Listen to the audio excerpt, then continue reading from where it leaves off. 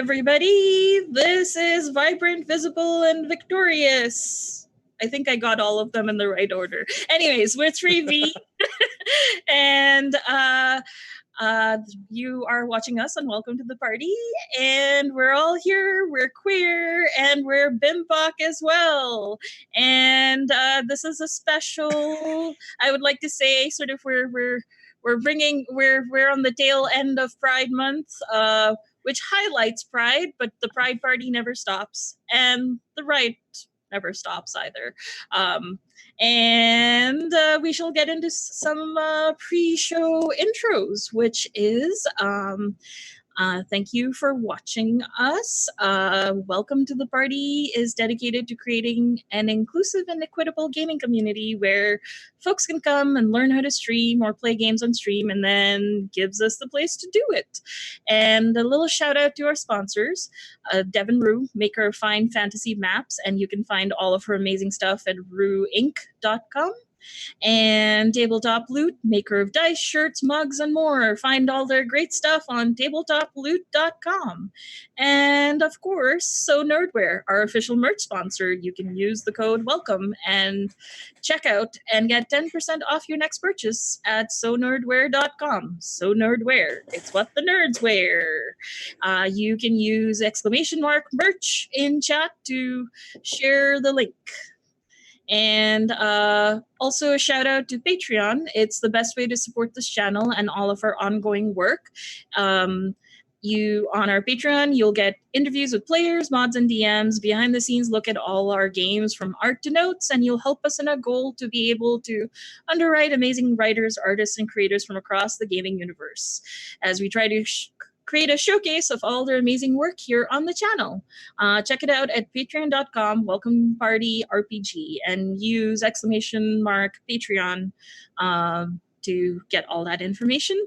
As well as if you really like us and like what we do, join us on Discord. You can type !Discord in Twitch chat to get the Discord invitation. And with all of that done, let's get into our game. So this is, we're going to be playing D&D 5e, and this is Surzamin, a South Asian inspired fantasy world. And you are all in it down for a reunion of sorts. I'll first of all go around the table and let everybody introduce themselves and where we can find you on the internet. And we'll do character intros as we start our prologue. So I will start with Sahoni. Oh, hello. I am Gar Atkins, but my friends call me Sahoni, and you can too. You can follow me on Twitter on @Sahoni_stuff. I work as a game designer and essayist. And I'm also on the podcast RPG Pals Club. So, and we have a new episode dropping tomorrow. So if you like me here, follow me there. Nice. And DM Steve. Awesome. My name is DM Steve, or just Steve. You can find me at DEEEM Steve. I'm the creator and editor of Dungeons and Disasters on YouTube, where we take 3-hour streams of D&D, and I smash cut them into 30-minute long episodes. We're on hiatus right now due to mental health reasons, but the library is all there. You can check it out. Thanks so much for having me. Awesome. Morgan. I was muted, sorry. Hi, I'm Morgan. I'm in a lot of things. I'm not going to go through it right now. I'll go through it later. Busy. All right, Lauren. Hi, I'm Lauren. I am an audiobook narrator, voice actor, and podcaster. You can find all my professional work at my website, lwsalinas.com. You can find me usually ranting angrily or posting animal pictures on Twitter at Sithwitch. And you can find me infrequently on Discord, also hanging out under the name Sithwitch. Awesome. And last but certainly not least, Angela. Hello there, everybody, especially if you're joining us from our previous stream last night where Miriam was one of my players and I was a DM. Miriam is granting me the blessing of getting to actually be a player for once. Hi, I'm Angela. You can usually find me on Twitter, Phoenix24Fem, where I share like many of my castmates, rantings and ravings about various different things. Most of them POC, disability and trans focused.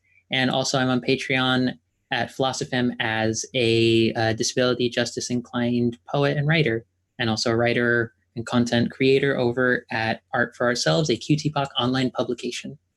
Love you all, and I'm so excited for this. The hype is real. Heck yeah. Heck yeah. All right. So, once upon a time, all of you were children. All of you were under the guidance of your teacher and mentor, Vidya. You traveled all over Sarzamin. You learned about various things, how to be an adult, how to be a good person, how to respect the land, and other things. And as you reached the age of maturity, you all went your different paths, sought new mentors to become who you are now. About a decade or so has passed since then, since the last time you all were together. And Fariha, you get a message from Vidya that was simple. It is time. Come help me in my final days. You come, you help her in her final days, and you do the final rites. One of her last wishes was to get all her students together to help perform her final rites. You called all of them. They came. The final rites were done. And you now have a letter and a few things. You all find a place of, well, relative quiet, as much as can be had from this particular town. I will say a little bit about what this town is. This town is a sleepy mountain town on something called the Great Trade Road that connects everything east of Sarzamin to these eastern Pahari downs. Pahar Ghat has a population of about 100 to 200 inhabitants spread out over terraced hills and lands. And 20 of them basically have services and businesses close to the trade road where all these travelers and caravaneers go through. You all are in a Wayfarer's Inn called the Ringing Anklet, which is the equivalent of, like a tavern, pub sort of a thing. You all take a place on a table. And at this point, we will do some character introductions. We will start with the one who was called first. Fariha, please describe your character. Okay, so Fariha is a Furbolg grave cleric. So Fariha sort of, I'm imagining it, I'm forgetting her name. I think her first name is Harnam, but there's a Sikh woman who is a bearded Sikh woman who became very famous. And I imagine like sort of Fariha's styling for her own like sort of beard and like flowy like facial hair is similarly styled, except the top of her head is kind of red, very curly sort of ringlets with red and brown and little bits of green added in just because she likes the color. And her whole form, she's dressed in a sort of long tunic, very open, flowing down to about the knee with a little bit more movement and mobility due to some slits along the side. She's wearing loose pants of kind of a pale gray that almost looks like it's ash with a shawl with various stripes that start very vibrant reds and then fade out to sort of a lighter orange and yellow. And she sort of has a lot of various ringlets of sort of gold and silver covering up her arms that she knows that I imagine she's sort of wearing now as respect more for her home region, but also respect for Vidya, as I imagine she sort of admired her style and presentation that while humble, in her mind, while humble, it's just she knew pizzazz and loved to like look nice. So I imagine she's just sort of sitting at the table, just taking in the whole scenario and just giving some space for everyone to see how they're doing, checking on everyone's mood. Okay. And I realized I forgot to describe Vidya to all of you. She is a cis elven woman with similar sort of like almost when you put like auburn, like henna, like a rich, deep henna on black hair sort of a color. And very when you met her, she was very old, and she, being an elf, wasn't a big difference in age, but when she passed away, she looked pretty much the same. But she was very elderly for an elf when you all met. And similarly, the feelings that you got from her were radiance and light and warmth like the sun. And now we'll go across the table. And Lauren, please tell me your character's name and what they look like. So Akara is a tiefling. She's big. First of all, she's big. She's buff. She has dark red skin, covered in scars. She's cropped her hair short. She has curly black hair. She has horns swooping back like an oryx's, chipped, but still intact. And her hair is just kind of cropped short around them. You know, better to stay out of the way while fighting. Obviously looks like she's a fighter. She has scars mostly over her arms, some over her torso where that's visible through her clothes. She's mostly wearing dark colors. She has her makeup where she wears it. It's like coal and black lipstick. It's dark. It's just kind of like more war paint than makeup. It's plainly worn to intimidate. And she has, again, like slash scars on her face. And she is a far cry from the kind of scared, skinny little girl she used to be when you knew her. Okay. And Sadi. Sorry, I was muted again. It's okay.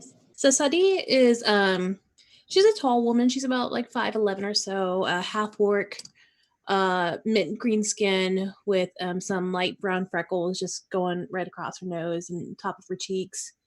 She has these electric blue eyes that sometimes if you stare into them long enough, it looks like there's a storm behind them. Which gives into a little bit of who she is, maybe. Wink. She's got long dark brown hair that's in ringlets that sort of just flows around, and she wears let me see if I can pronounce this correctly, and please correct me if I don't, a Mikala Sador, which is basically just, it looks like it's a blue like a light blue dress with a tan wrap over with light blue and tan embroidery like throughout it. So she wears gold jewelry, rings, bracelets, but it's something that is regional here in East Bahari. If I mispronounce that as well, please let me know. And it looks like she is a local here because of how she's dressed much like everybody else. Okay. And then next is Umar. Yeah, so Umar is a very slight man. He's very thin, but not unhandsome. Today he's wearing his mourning clothes, which, just like all his other clothes, are made of silk. So he's a well-off person. He hasn't changed much since childhood. he's still the guy who thinks he's smarter than everyone else, and he tries his best to let them know. And even in this moment where people should be sad and trying to support each other, his bags are packed. He's ready to go. He's got research to do, and this is a formality, and he can't wait to get on with his actual work here. So he gives off an energy of almost impatience and a little bit of being a jerkwad. All right. And last but not least, we have Sahoni with your character, Thier. Oh, yeah. Tyr has a broad frame with defined arms, but he moves like a dancer, with his chin lifted. Not that surprising, as he's basically a large bipedal tiger. Key difference, besides the fingers, was a charming smile and a wave of hair that looked like it fit on a romantic lead. He dressed with the official fit of a soldier, but not above the rebellious flair of his own personality through color. An occasional bit of jewelry. You do notice that some of the teenagers in here, older teenagers, are definitely eyeing you up and down just a little bit. A little bit. Yeah, he's just gonna go just wave at them. Small wave. All right, so you all are here. Is there anything you would like to say to your companions? It's been rather unhappy circumstances that you've been reunited, but at the same time, it is a reunion. Oh, Tyr is going to look for the nearest person that looks like they need a hug and give it to them. Just a big, warm, strong hug. Which, it's really nice because he's warm and, there's a bit of a purr, so there's nice rumble with it. It's very nice. He says, "I've missed you all so much." Tyr, it's good to see you. It's been a while, but it's good to see you. And it's nice to see that you aren't trying to leave already. And like Freya is just sort of looking over in Umar's direction. I know you have work, but we did just burn her a few days ago. You could respect it, at least for a few more minutes. I think cremate might be the better word. Cremate. Pardon. Vidya knew more than any of us that work never really finishes. She wouldn't want us to be idle, he says with like a so much shade, just like.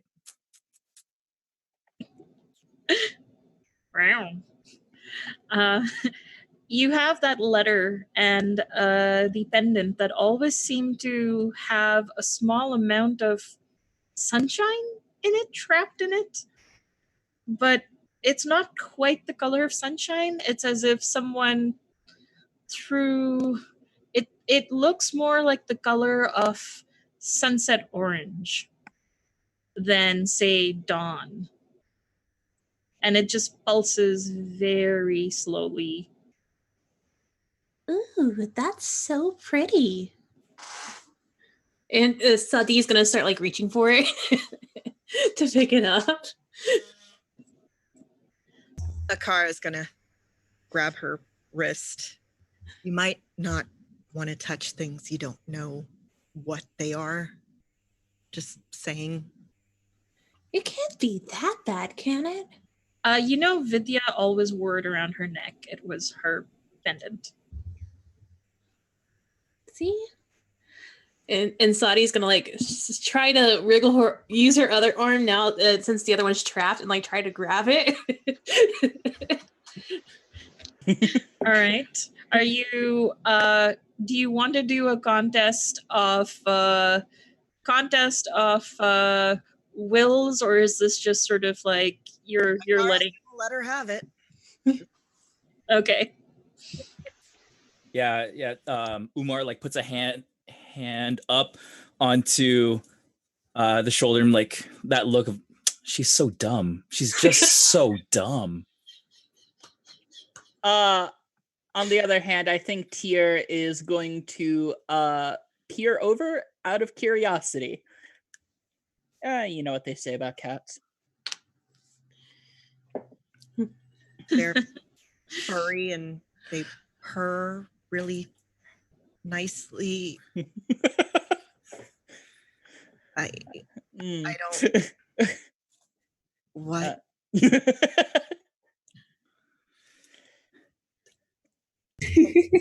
You're actually asking. I was taking that they're just being like just so like they don't get what you're saying. Okay. Faria, this is both in and out of character. Faria's just like holding back a really big laugh, like just beneath her hand. She's just trying to keep it formal and respectful, but she's sort of dying of laughter from tears. Faria, you know the letter was basically supposed to be opened once the final rites were done and everybody was gathered together, and it was sort of a farewell of sorts and also a will. All right. Sadi, do you mind giving just a little bit of attention? Just a little bit. Just a little. What? It's so shiny though. What? Oh, yeah, sure. Sorry. Just for a second. Just for a second. I promise. I will happily offer you something else shiny in just a moment. But I do need to read through the letter, if that is okay. This is this was written by Vidya when we would all be here so that we could all take in the contents of it, if everyone's okay. That means you have to stay for a little bit longer, Umar. Yeah, at this, Tyr is going to take one strong arm and guide Umar sitting next to him. Okay. Yep. I'm there. Just not even look back, just one arm. So you open and read it? Yes. Okay. So the letter says, "My dear students, I want you to know that I love you all.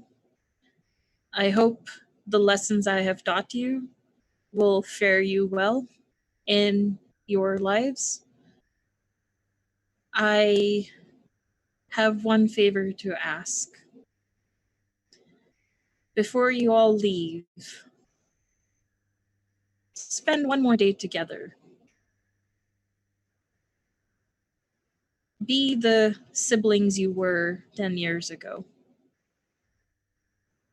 Whatever happens after that, you will at least have this one day together. My dear Fariha, you have done so well. And I feel guilty for asking you to do one more thing for me. I know these past few days would have been hard on you the most. But I would like you to keep my journal and read it. The stories in it might help you. And you'll know, in fact, all of you will know when the time comes what my pendant will do." And then you notice the handwriting start to get really difficult and it's hard to read the rest of it. You think it was getting very hard to finish the letter.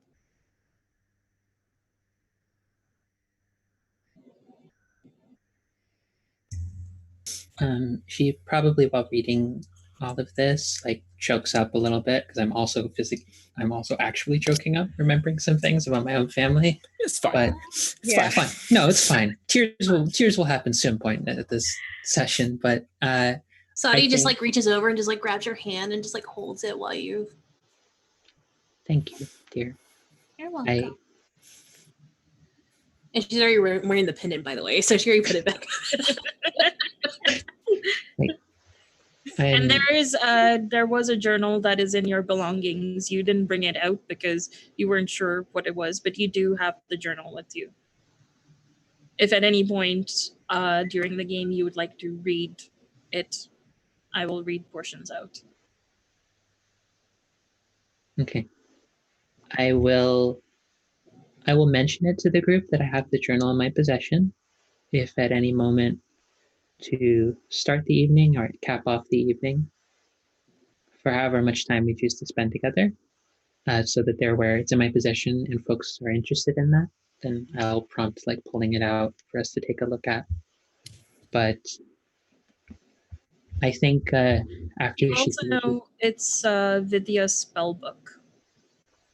Vidya was a wizard of great renown, a diviner, actually. Okay, there's an additional note of reverence in that case, looking at the book, especially since like she's probably traveled just a fair bit, and she's about 1,000 years old. Yeah.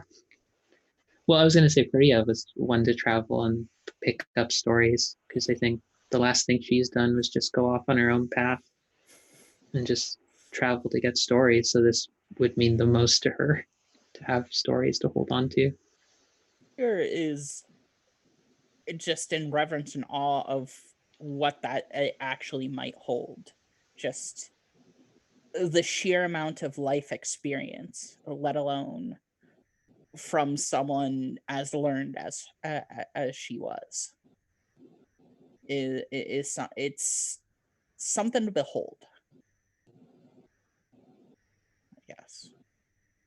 What's the first entry say? How long ago was that? Pull it out, start thumbing through it, and just like very careful as I'm moving the pages, and just move it to the first entry. As you look at the first entry, you realize that the initial words that are there, they're definitely in Elven. I will say that all of you also knew Elven, as those were would also be one of the languages that was taught. You realize that because, especially you, Fariha, as you had maybe just flipped through it but not actually read anything, you notice that this handwriting is nothing at all like Vidya's. This was also an inherited book of sorts. And you're not sure who the book belonged to, but just thumbing through it, it seemed like the author of these first passages was some mage of, like, mentions that her father, the vizier of this kingdom, and the word for the kingdom, you've never heard it before. And she had a younger sister, and her younger sister was beautiful, sweet, and kind, and had the voice of a nightingale. And she talks about how, while she was studying magic, how she and her sister would play together. And the ruler's son is the same age as her younger sister, and all three of them grew up happily together and inseparable. And as they grew into maturity and adulthood, the prince and her younger sister fell in love and were going to get married. And that's about as much as you read before suddenly you hear a very loud shriek. Well, not a shriek so much as a wail. And the doors of this Wayfarer's Inn just burst open, and you see this like cis human woman of about 35 years, but dressed at least 10 or 20 years younger than would be expected. Like she's forever 19. And I know the type. And she just sort of completely, sort of the biggest drama queen you've ever seen, just goes like, "Oh no, I am ruined." And she's clutching this piece of paper, and she's just makes a beeline to the bar where, this dwarven innkeep. And Asadi, the dwarven innkeep Gungru, who was basically a retired dancer, now retired dancer, now basically barkeep. Once upon a time, perhaps even performed for royal families, but somehow decided to settle in this little bodunk town and makes a beeline right to her. And you know that a lot of the girls here basically studied their etiquette, their dancing, and sort of social skills from Gungru, which is the name of the dwarven barkeep. And she just makes a beeline. She's like, "Oh, Kungu, I am ruined. Look at this." And Kungu just sort of bats her and is like, now, what is it this time? And she's like, John just went to the temple. And the minute everyone hears temple, there's like this audible gasp. Like, oh no, not the temple, sort of a gasp. Oh no, not the temple. Oh no, not the temple. What's the temple? You've heard of you've heard of a local temple that is said to be like, if you want to prove your love, you go visit that temple. And I'll explain a little more in a bit. But usually people don't come back from that. So there's a bit of a reputation, which, again, I'll get back to that pretty quickly. But she's like, gone to the temple. And at this point, Kungru has this look of like, oh, no, you poor sweet child. And then pat, and pours a drink and just hands it to her without saying anything else. And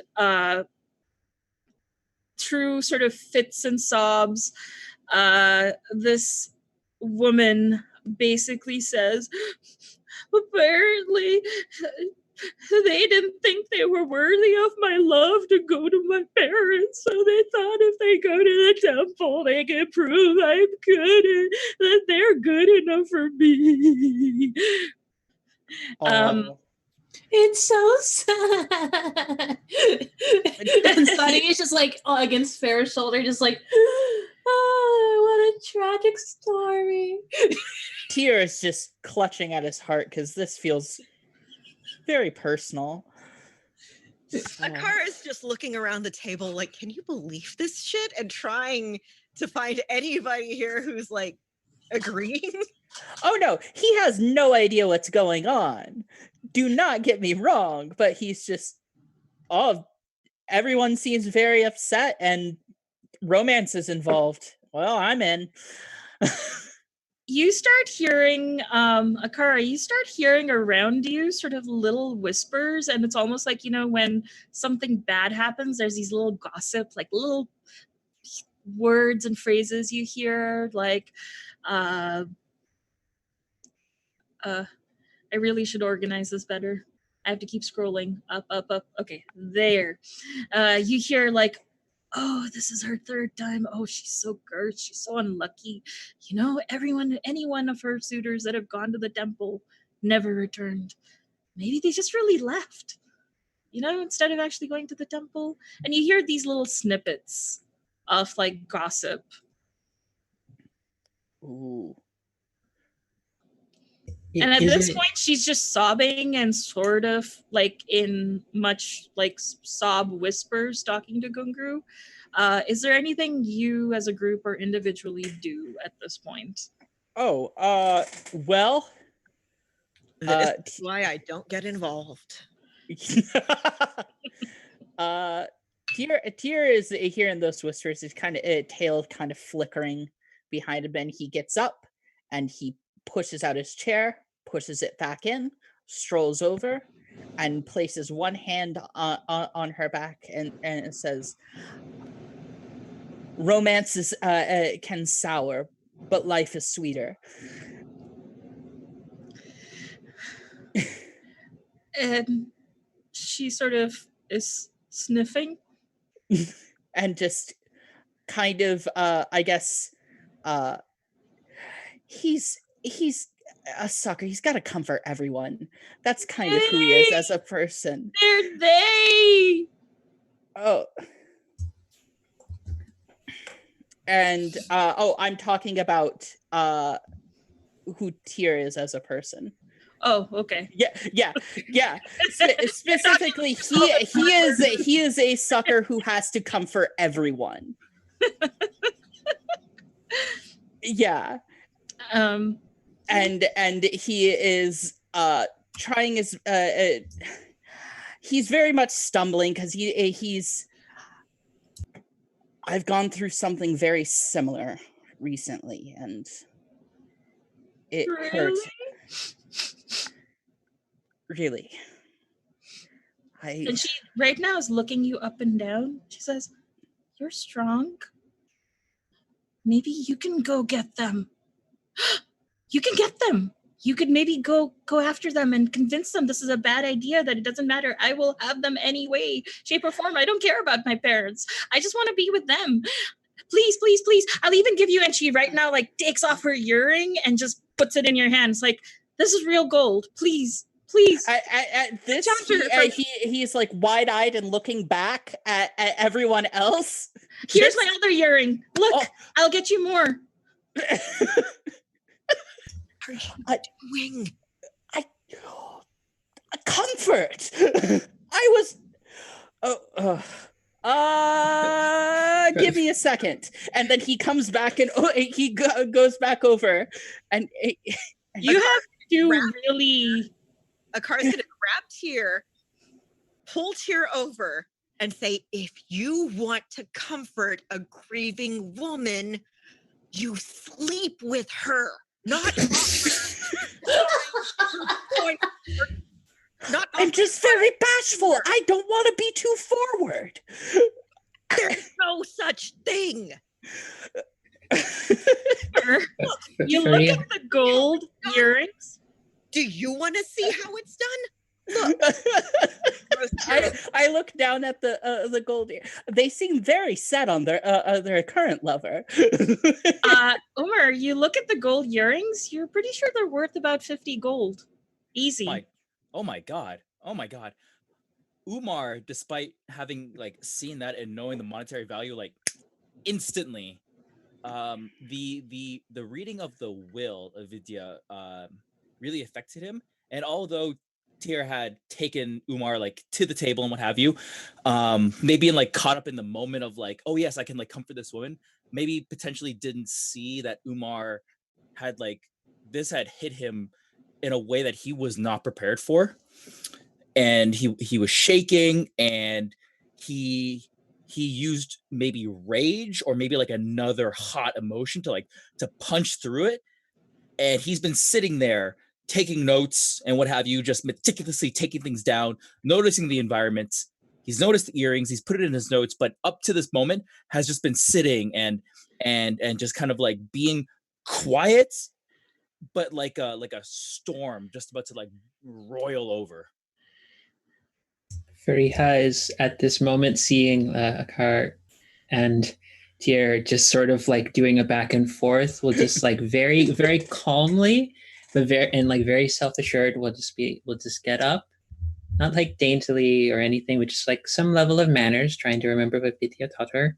And we'll look at Akar, and we'll also look at Umar, and be, "I will pay you back for this, I promise." And just walks over to the woman. To the sobbing person. "How may we help you?" Please, just, you all look very capable, and you all look like you might be able to survive the temple and maybe find Janjar before they even go into the temple, and tell them that is a fool's errand and it doesn't matter. I've already lost 2 lovers and I don't want to lose them. I promise you that I will do my best. I will be a widow before I even get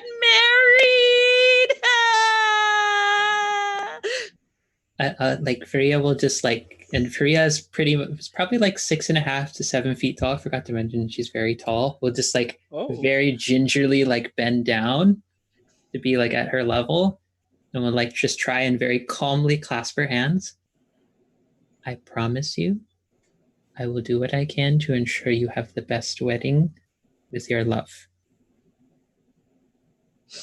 Really? Yes. So Umar kind of takes that opportunity and walks up behind Freya, and he's not nearly as graceful, and he's clearly kind of like a kind of a klutz when it comes to this, but stands beside Freya and puts a hand on her shoulder, closes his book, and just kind of like nods along, like, "Yep, we're in." Sadi is just gonna lean over to Akara and be like, "She called me capable." Well, you very much are when you put your mind to it. Yeah. Wait, what? Fine. Someone's gonna make sure you guys don't get. Okay.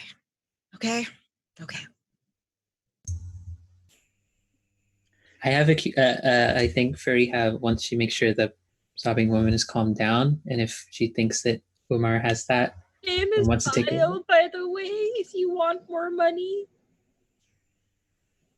We will discuss this. I can pay my entire dowry. I'll just give you all my dowry. I mean, what use is it if I don't get married? Yeah, but then what are you gonna do if we get them back? That seems a bit much. They're worth everything. And at this point, she's just like snotty and just like really sobbing mess. Puddle. Umar's out. This is too much. How about you get another drink? And she chugs it over as it said. And she goes, "Ugh." Yeah, it gets better once you drink more of it. We're going to be over there. Please, Changer's my only love. Yeah, we got that. We'll be over there. At this, Tears very much kind of is still urgently whispering, "I'm very bad at this. I spent the last 10 years with my brother and sister. They're not very good at this either." Just kind of walking back towards the table. Yeah, let's reconvene. As if Umar says to the bartender, 5 more of those and bring it here. And then just kind of like, and then walks away, then turns back and says, "She'll cover it." And then walks back to the table for the rest of us. And as you wait, do you have any discussion? I think Fariha will just sort of turn to Akar and just be like, "Look, I know I used to do this. It's not a habit that's broken. I was going to say easily, but not at all, actually, as the 10 years have passed. But you know me, I can't let someone be that sad around me. It's not how I work." I know. Would have done the same for you. I know. You did. Come on. It's like those times we used to run off. Like we would just find a nice like little valley, run in, roll around. It's like we're kids again, except we're not kids and we all have our own lives and we have shit to do after this is done. But I'm Tears going to go ahead and drink at that. Actually, I know where a good valley is around here if we want to go roll around. It's not too far away. It's like maybe across town. It's nice. It's a nice little valley. It's lovely. Oh, sweet summer child. Look, one day. Keep my eye out for any attractive people, and then I'll get back to you on that one. How about I told you I would make it up to you. I have a friend. Tell you what. Those earrings she was wearing, 100%. We get those. It's going to take one day. And we get to show this whole temple ritual. It was stupid, right? It's risky. It's silly. People get hurt. 2, we reunite 2 star-crossed lovers, and they get to live happily ever after. That's fun. Everyone wants that.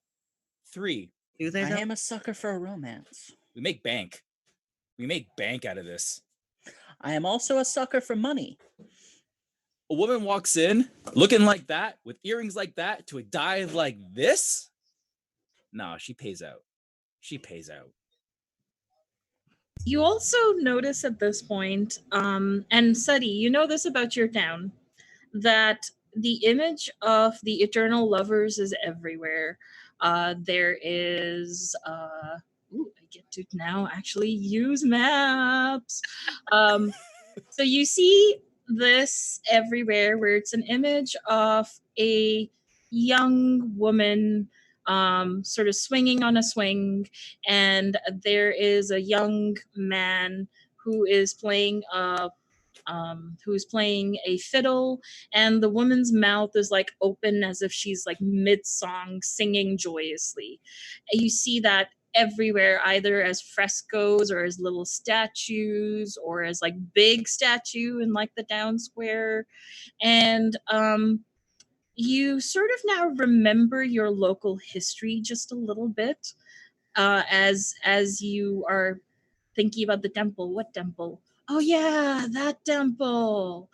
And you remember the temple of Qauz-E-Qazah was created a long time ago. Nobody knows exactly when, maybe thousands of years ago. And it's nearby. Like, it's not, by nearby, I mean it's about a day's travel or so. But it is, everybody knows where it is, at least locally. And it was created a long time ago as a memorial and a final resting place for some prince. You know, the prince's lover's name was Shama. She died very young before they could get married. In fact, like the day before their wedding. And their love was so great that the prince, who was called Parvana, never married ever again, and made his life's work building this temple. And after the temple was built, he died of a broken heart. And that's why they're immortalized in this town as the eternal lovers. And it's a shrine for that. And it's rumored that if one survives whatever trials are there and goes into the inner chambers and touches the lover's tomb, they will be blessed with a vision of who their soulmate is. I think as Sadi is like remembering this, she's like, oh. And she just like stares off and doesn't say anything. Like she was gonna mention it and then she got lost in thought and she just like is away. And as far as you know, the last time you visited home, because you've been home like maybe once or twice in these 10 years, there's only been like one person who actually went to the temple and survived and then married their soulmate. And it's the local general merchant's good, Nakli, who runs Nakli Mall. Pretty much anyone else in recent history, whoever went, never returned or came back without even entering and were just too scared to enter. Yeah. And as she keeps staring off, she's like, oh, so the temple's right. I meant to tell you this earlier, but we got distracted with the sobbing woman and helping her out and thinking we're gonna do it, and it's just the temple's nearby. It's not that far away. I mean, I'm in. It's about two lovers that like the prince made it in regards to his betrothed, and she died, and then he died of a broken heart, and apparently that you're supposed to go in and like get through the temple, and if you get through, you see the person that you're supposed to be with forever. Your soulmate. To clarify, I'm in, but not because of that reason. And I'm in explicitly for that reason. You're all drinking fermented yak milk. Of course. Which is, for whatever reason, this batch is not particularly good, but it's strong. I've had worse. It's a home drink. Had almost never, but it's worth it. It's a drink of home. Of course, I like chug it down. Oh, and there is one person who survived it, who's actually came back out. Out of how many? Just one. No, out of how many who've gone in? Probably dozens. A lot. That's not good. Okay, so He's actually like, I think he's his shop is right around town. Like it's probably not too far from here. Yeah, it's like literally maybe 2 or 3 buildings away. Yeah, it's like right down the street. We can go talk to him if you want to. help us know what we're in for inside. Yeah, My thoughts exactly. I love talking to people. Let's go. And she just finishes her drink and slams it down. And gets up. Okay, so all of you are heading to Nuckley Mall. Yep. Umar pays some coins to someone to bring his luggage back upstairs. I guess we're in for this. Like we got a day of this. They sort of look at all the bags, look at you, and just very sort of like the speed of a sloth with nowhere to go. Just Akara is gonna cross the arm, look at them. Akara, next drink's on me. You wanna hurry it up there? okay, and goes about the same speed as you asked as they were. Well, made me feel better. Sadie not paying attention to any of this. She's already out the door, just walking down the street. She had no idea no one was following her. Yeah, and Fariha is like, you all realize we have to watch out for her, right? Yeah, we better catch up. I don't remember where anything is around here. Tears sees the door open and just like quickly puts down the yak's milk and goes after. Akara's gonna grab Tears on the way out. Yeah, Umar's out of here too. Talking to Akara about, you ever try like these weird mushrooms? Anyways. Where do they grow? I might have. If you know the right people, they can grow anywhere.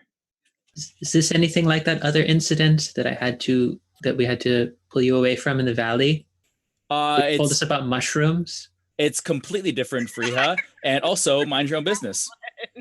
Just like old times. Oh gosh, yeah. It's just like old times. I'm making sure that Umar does not cause havoc for himself. Just like old times. So hey, at least when I'm talking, it's something worthwhile. So Sadi, as you make your way over, you see, because it's sort of like getting close to dusk, you know that the actual merchants don't actually have like a proper store. They have like easy to break down and easy to put up stalls essentially. And you see Nuckley Mall sort of getting close to breaking things down and starting to put things away. You notice that there are now food vendors that start opening in the evening. They're starting to set up in a lot of the places where the day market vendors are now closing up and breaking down. As soon as she starts smelling food, she's beelining to him, and then she starts like going off to the right to to someone who does street food. Sadi. Like Fariha's just chasing after her. It's the tall, like thinning furball, like just running after the half-orc. You see a lot of them are gnomes and halflings that are starting to set up, and they're like, we need like come after it is dark. We're still getting things ready. Okay.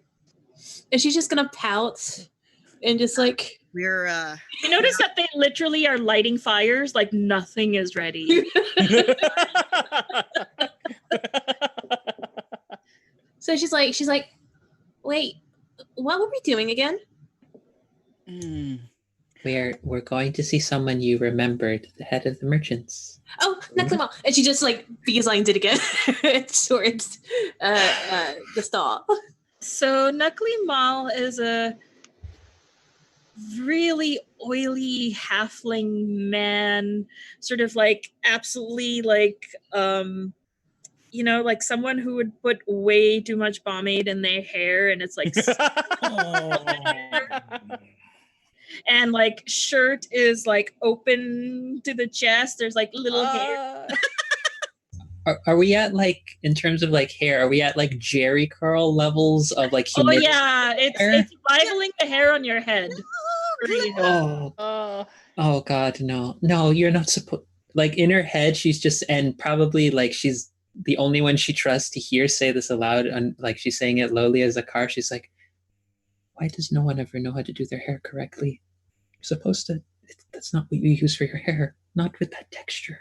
It's terrible. Why does he think he looks good? He's never looked good with that haircut.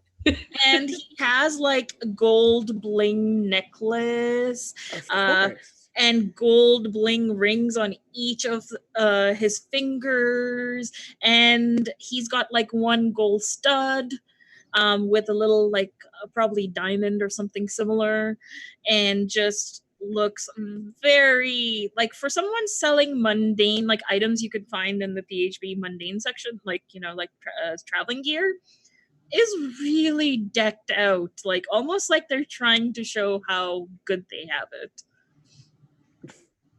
Surprisingly, has not been mugged. Umar's not impressed. He's got an eye for detail. Takes a look around this place.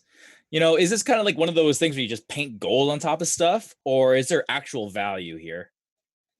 With your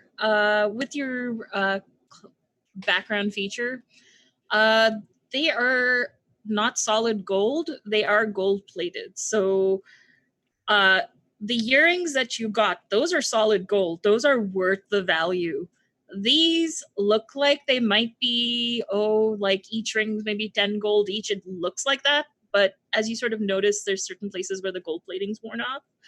Yeah. Probably more like 2 or 3 gold each. I mean, there's still a good chunk of money for like a non-adventurer on them. But this is like, they are trying to appear like the stuff on them is worth more than they actually are. Yeah, so Umar kind of like does like a hold up a minute before we kind of get into here, and he says, look, this guy clearly is trying to show a little more than he's worth, and he starts pointing out like, that's a tarnished piece of gold plating. You can see the copper underneath, right? Like Are you saying this out loud? It's kind of like hush whispers to the rest of the party. Okay. But if the Sortner's there and like watching him, he's not gonna hide it. He's definitely whispering to all of his friends, making eye contact. Like he knows, like no. He's actually not paying attention to any of you. He just assumes you're here for the food, and he's just packing up for the day. Like he's not. He does see Sadi sort of making a beeline and sort of looks Sadi and sort of like smiles, like, oh, you're one of us, sort of a thing, like you're from here, like seen you around, but doesn't really try to get your attention or anything, because it's like, well, you know who I am. If you want something, you're gonna approach me anyway. Otherwise, I'm just gonna try to get home early. Yep. So Umar's like, this guy's gonna try to work us over. He's gonna try to pull something over our eyes. Don't fall for it. He's not worth it. He's not worth 1/10 of it. Well, if anyone knew anything about soulless evaluation of monetary things, I'm certain you do, Umar. Thank you. Man, it's nice to be appreciated. And she's just like looking over at a car and then looking over at like Tyr, and she's just like, I don't think he understood that was sold. I don't think he cares. That is a fair point. I don't think he does. Tyr just gently pats her on the back. Just pat. And Sadi sort of just missed all this moment because she's still heading straight towards his table. Yeah, Kara is gonna sigh and follow behind Sadi just to make sure that she gets to where she's going. What sort of shop is this? Like, what are goods? Like traveling traveler adventure supplies. Would they have like a journal or something? Yeah, probably sell like small little journals. Mm-hmm. Then Ledgers. Tyr would definitely be looking through one of those. Blank journals, not filled. Of course, but he'd definitely be looking through one to see if there might be one that he wants to pick up. As you approach and start thumbing through, this actually catches Knuckly's attention and says, "Oh, you're not from here. You're a traveler, yes? Please go through all of my wares. I mean, I'm going to go home pretty soon, but if there's something you'd like to purchase, I can definitely wait for you to purchase it. But not once it's dark, you'll need to pay up." At this, Tyr is going to take a journal and some sort of writing implement, I guess. Yeah, that's probably like 2 silver. Okay. And he's going to put them down and say, "I'd like these and some information, if that's okay." Okay, sure. 2 silver. He's going to go ahead and pay up and say, "Now, do you know about the temple?" Well, there's a temple to Pahar over there, and you see a small, humble temple that is dedicated to the earth deity here.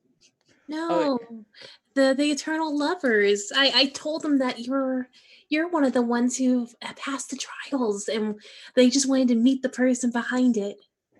And at this point, do you see for a moment just, oh, yes, I survived. I completely survived the trials. Tell us all about it. Well, I had to travel on foot, and I had blisters on my feet by the time I got there. And then when I got there, oh, this happened, and then that happened, and then this thing happened, and then that thing happened. Can I roll to see if they're telling the truth? Yeah. Yes, give me an insight check. Yeah. Like at least 2 or 3 of us are already like, wait. I don't need it. He's already full of shit. That's true. You already don't believe a word he says. Saudi is just like following his story from like the get-go. She's like, oh. My passive insight's 16 too. Yeah, definitely obfuscating and latching on to clearly the dimmest crayon in the box. and is totally everything that's said clearly doesn't line up with everything else you've heard about the temple. They're definitely lying through their teeth about this. But yeah, and then finally, I saw the tomb. It was beautiful. It was made of marble. It was majestic. And then I rested my hand there and I slept next to it. And then I saw my beautiful Champa. And then I got to tell her very wealthy, very humble. Dear, so humble. If I may interrupt, there is a thrilling tale that you are giving us, and I surely believe it. But just out of curiosity, Umar, what would you say would happen to someone just for the sake of imagining it, if they were found out, brilliant seller and vendor, that they were full of shit and parroting off a story that was not true? How would their business? I have example for that. How would their business fare? How you're experienced in these? How do you think? No. I believe you, my dear merchant. I have laxatives if you need that. Laxatives are very good to have, especially when you travel. Mm-hmm. Very true. But Umar, you're good. You're skilled in these things. You're skilled in these. Maybe hold on. And she starts digging through her purse. Laxatives. We just had a whole lot of fermented yak milk. We're good. You don't. So you'll be feeling that later. I mean, no one likes a liar. No one likes a liar who sells laxatives that, have questionable viability. But if I just take a look here. No, they work very well. Sadi knows what they do.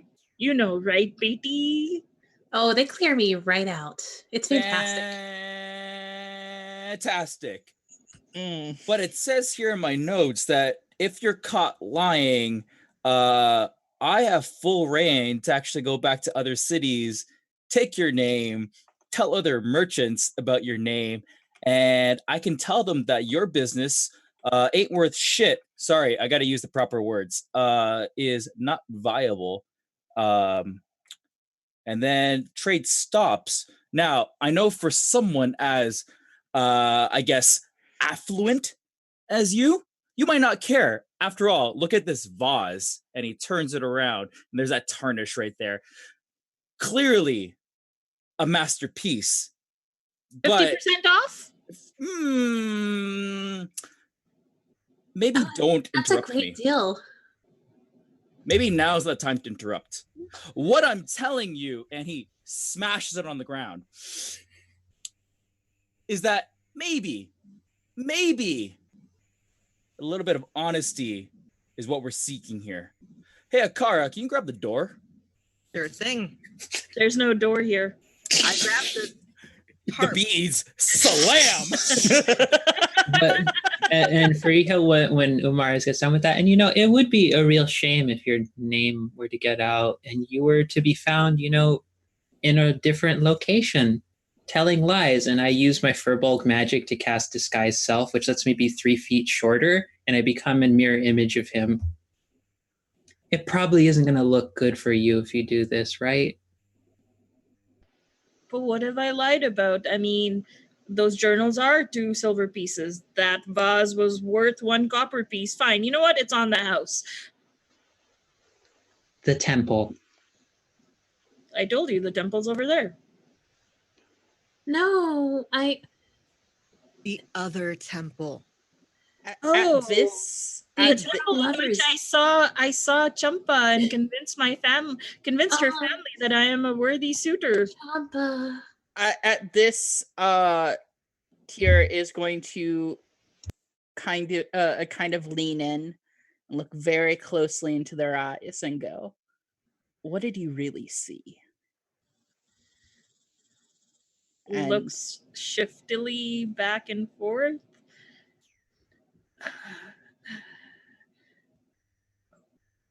Okay, fine.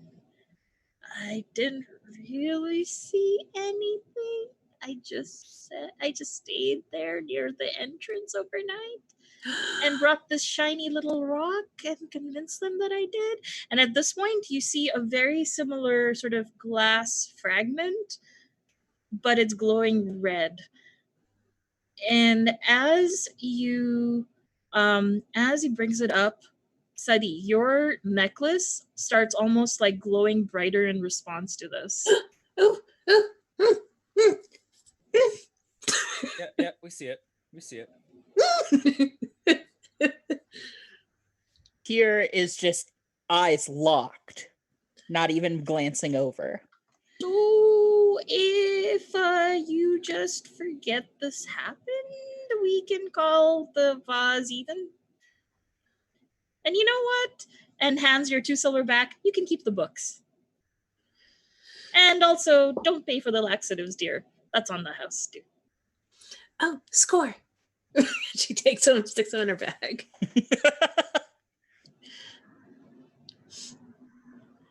I hate this backwaters town. I fucking hate Hey, it. it's my home. Sorry. Our home. Sorry. Yeah, it's my home too. I hate it too. Not that bad. I don't hate you, Sadi.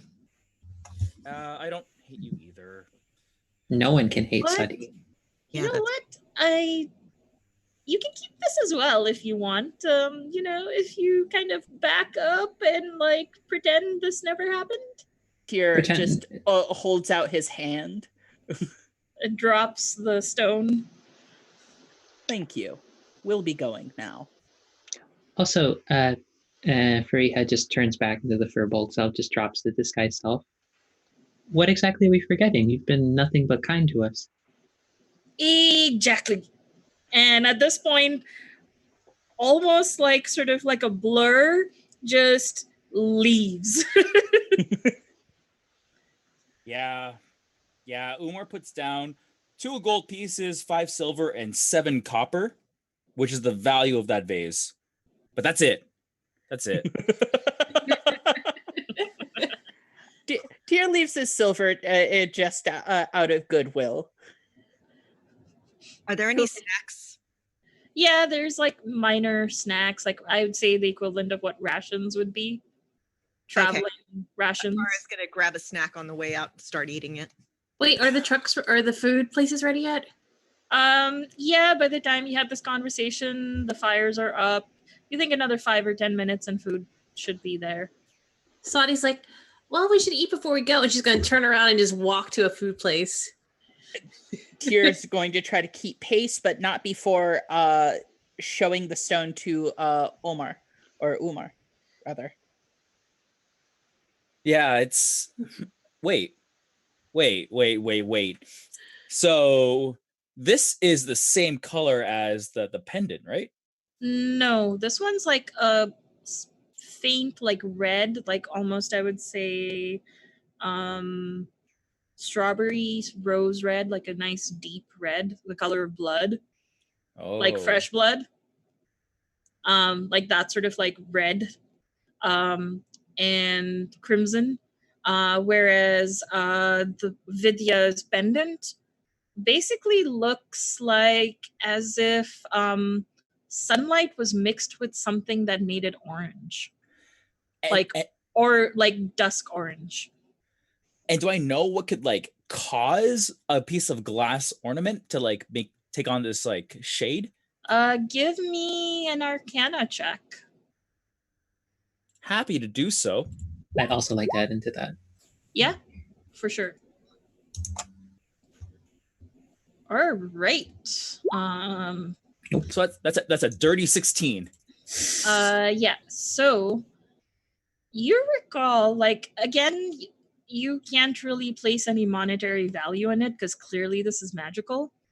And you realize that in your travels at some point there was some point where you saw like something called like soul jars or like soul shards where people could put a little essence of themselves, and it was very high level magic. And in addition, you notice that some of it was slightly controversial when you had seen things like that in your travels, because on one hand, it's a useful way to store magic, but also it's basically taking someone's life essence and putting it into a little jar, essentially. And you realize both the pendant and the little shiny rock, they both are soul shards. So as Umar's kind of like doing his own like shoot the shit kind of thing, like being a real jerk, he kind of stops mid-sentence as he's looking at this thing, and he recalls what's going on. And he just stops mid-sentence and says, hey, yeah, let's get dinner. Let's sit down and let's talk for a little bit. Okay. And now sort of there's like 2 or 3 vendors offering different things. You see one person essentially making a very street food version of like chow mein with like egg, scrambled eggs, carrots and cabbage and onions and noodles, and sort of there's like chilies, lots of chilies in it. It's really chilly. And there's these umami, sweet, salty flavors in them. Another vendor, you notice that they have the steamer going on, and there's these little dumplings that are filled with, again, like vegetables, carrots and So hungry cabbage. And some of them are actually made of some minced yak as well. Oh. There's some vegetable ones and there's some meat ones, and they're steamed, and then they're served with this salty chili sauce that you just pour over it and then eat them one by one as like one big thing. They're called momos. Oh, it sounds so good. I want some right now. Side note, if you haven't heard Miriam talk about any of the game stuff they write, Yeah, it's eccentric. I love you. I love your food descriptions, Mariam. You make me so happy. But Fariha is gonna just before waiting, because she's expecting Sadi to just like tear off in the direction of the food and like start grabbing she's it. already gone. Yeah, no, Fariha is like trying to like cut her off and just be like, money, I apologize for what's about to happen. And then just sort of, I feel like does one of those like really awkward, long, like sidestep out of the way. She imagines hearing Sadi coming for the food. Yeah. So you all, like, about a plate of 10 of them cost like 4 or 5 copper pieces. And a plate of these noodles costs like about 1 or 2 copper pieces. It's not fairly expensive. Lottie gets one of each for herself. Yeah. And there's like small little wooden blocks that are just put around near the vendors as like places to just sit while you eat. And there's like a little bucket where you can just throw all your dishes when they're done. You notice that actually the momos that are actually served in like these pressed leaf bowls. So you can literally compost that thing when you're done. Oh, that's so cool. Or eat the leaf. If you want to chew on it, that's fine. It's not terribly deep, but Fariha just goes and gets some plates, but especially gets one for Akar. Because she realizes she sort of, with all of this, dragged Akar the most into doing any of this. And it's just like the beginning of what I owe you. Thanks. You didn't have to do that. It's you. It's perhaps our last night as a... You see her start to say the word family, but then she like cuts back on it partway through and it's like, it's one of our last nights together. I might as well be nice, and I would not be mother of the group if I was not trying as hard as I am. You're always nice. Umar really throws not. up his hands. He's like, we don't ever change. We're always the same. And just like goes off to get his own food. He still doesn't eat vegetables, but that's okay. Starch and meat, that's all you need, right? yep. Oh. Just very off the other corner of her eye, Fariha, she just tries to make sure Akaraz is watching. And right when Umar is about to get the one, like, is it like if he's not using vegetables, is he doing the little kid thing where he puts it to the side of the plate, or is he not getting any at all? Oh yeah, like he'll pick them out of his food. She will just once with Akar in view, and also the tier, she will cast a light cantrip on the leaves the moment he tries to eat it after he's picked out all the vegetables, just for a moment, just to like give him a shock, and then just immediately cut it out and then just go back to eating as if she wasn't doing anything. Umar doesn't notice. This has been happening for years. This is the only way he gets his vegetables. Tier says nothing. Giggle, transform it into a cough, and then eat her food. Sadi's not paying attention because she has like all these plates of food in front of her, and she's doing the thing where she's eating like she has like a momo in her mouth, and she's like trying to get some like like the chow mein and like try to like also shove it in her mouth, and she puts away all these plates like under like 5 minutes. I just have the big noodles. So we're all together now? Yeah. Okay. So Umar says, look, and he kind of like takes that serious tone that Umar does every once in a while. Like it's not common he does this. And he says, that pendant that merchant had, that's some serious stuff. Look, I've never seen it in person, but these are essence jars. They're soul jars. They take people. They take the stuff we're made out of, and they trap them in. And I don't know. Okay, like I don't know why you do it. I don't know what it's worth. But what I do know is that merchant had one. The temple has dealt with that, and that stupid pendant that Vidya had, that's one of them too. And it's I don't know anymore, right? We've got 12 more hours. Okay. 11 hours, 45 minutes, and we're done. Random stone that guy had, whatever, that's his business. But why would Vidya have had one of those if they're that bad? I didn't say they were bad. I just said I didn't understand it. Say that I didn't get a good feeling holding it.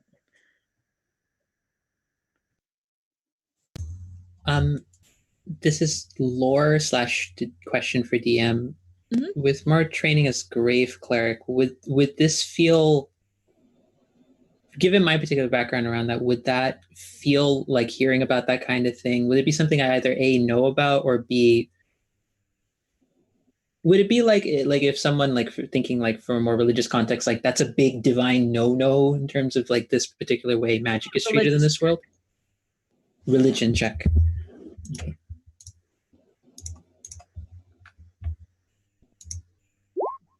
14.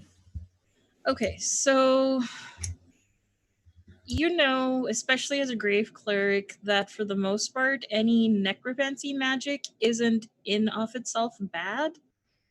It is neutral. It's when you use spells that essentially leech life from unwilling sources, or actually pull far deeper than is possible from mortal magic, that is when it gets into the no. But you do know that soul shards that are made, if they're done willingly, it's usually done to protect themselves from something worse. Or if it's done in a forceful, like without consent context, it's usually to power something that mortal magic cannot achieve on its own. Okay. I'll share that information with the group. And I think her reaction to it would be, I don't want to believe that the worst of Vidya to be involved with something terrible, but I do wonder what this means. There What had to be a reason. she always had a reason. She always had a reason. She always had a reason. She's still like shoving food in her mouth.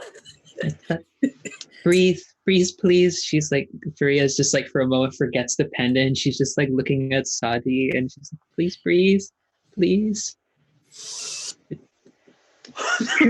Chew and swallow, not just chew, or not just swallow, please. She's like a duck, just like.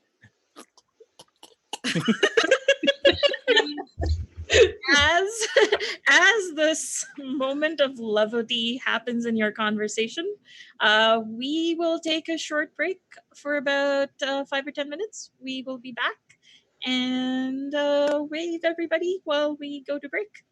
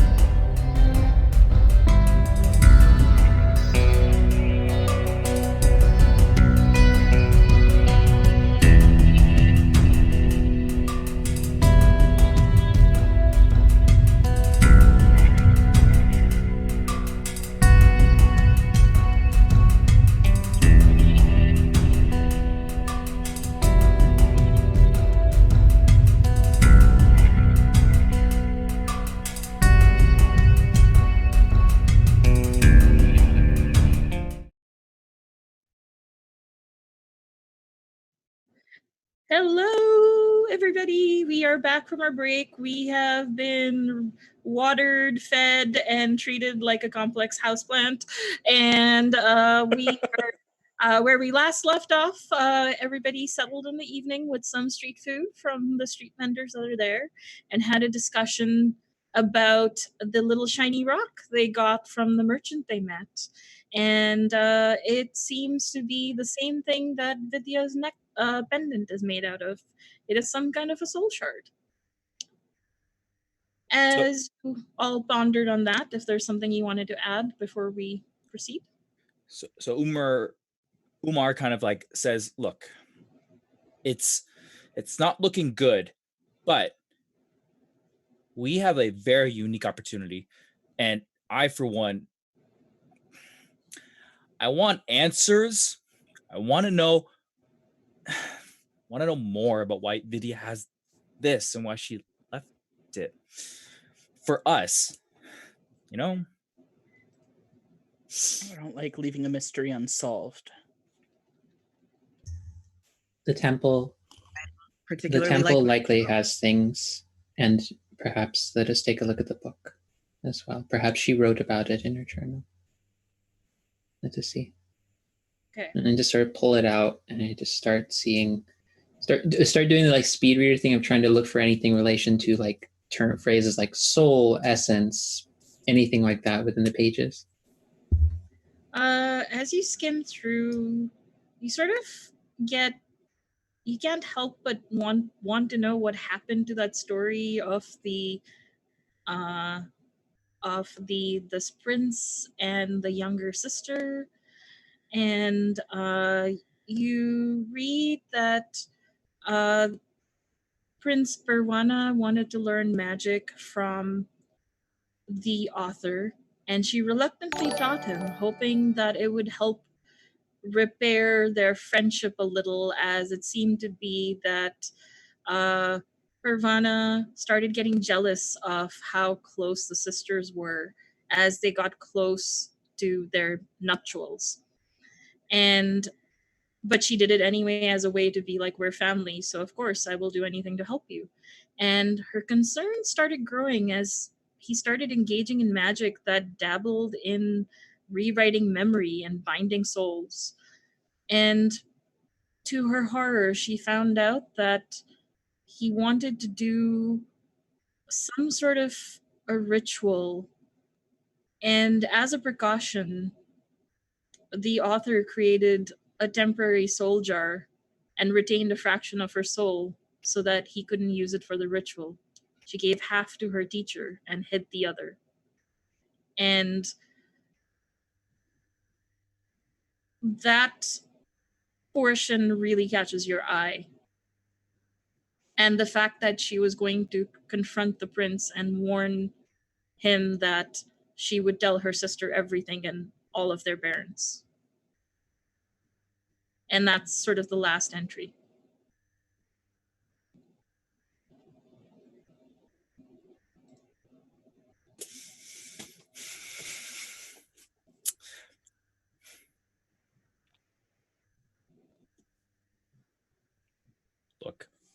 Look. Let's just go to the temple. Okay? And Umar kind of like takes a moment, and he hasn't finished his meal or his drink, and he's left the table. He's like, let's just go to the temple. And he gets up and he walks away. Okay. Are you all deciding to go to the temple right now, or are you having basically a long rest and starting at dawn? Umar will be up for a long rest. Today has been a lot for all of us. Let's rest and then head as soon as we can to the temple. I think there are more answers there than even the ones we have here. I have preparations to make anyways. I think I have some things to think about. Akara, do you need company for the evening? Or would you like your space?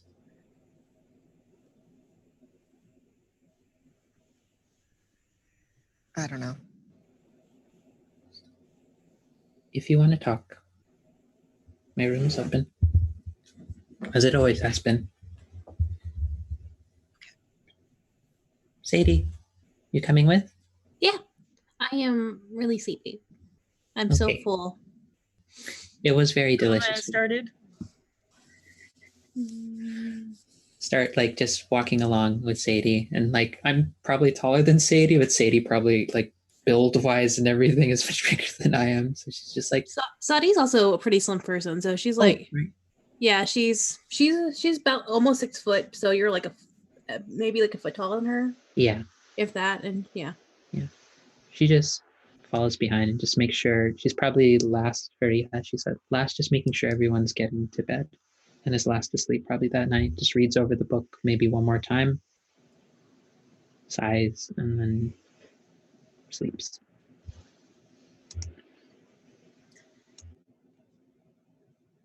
Okay. You all sleep the night, head out at dawn, and Sadi sort of leads the way. The entrance to the temple lies several hours off the main road from Pahar Ghat towards the terraced hills.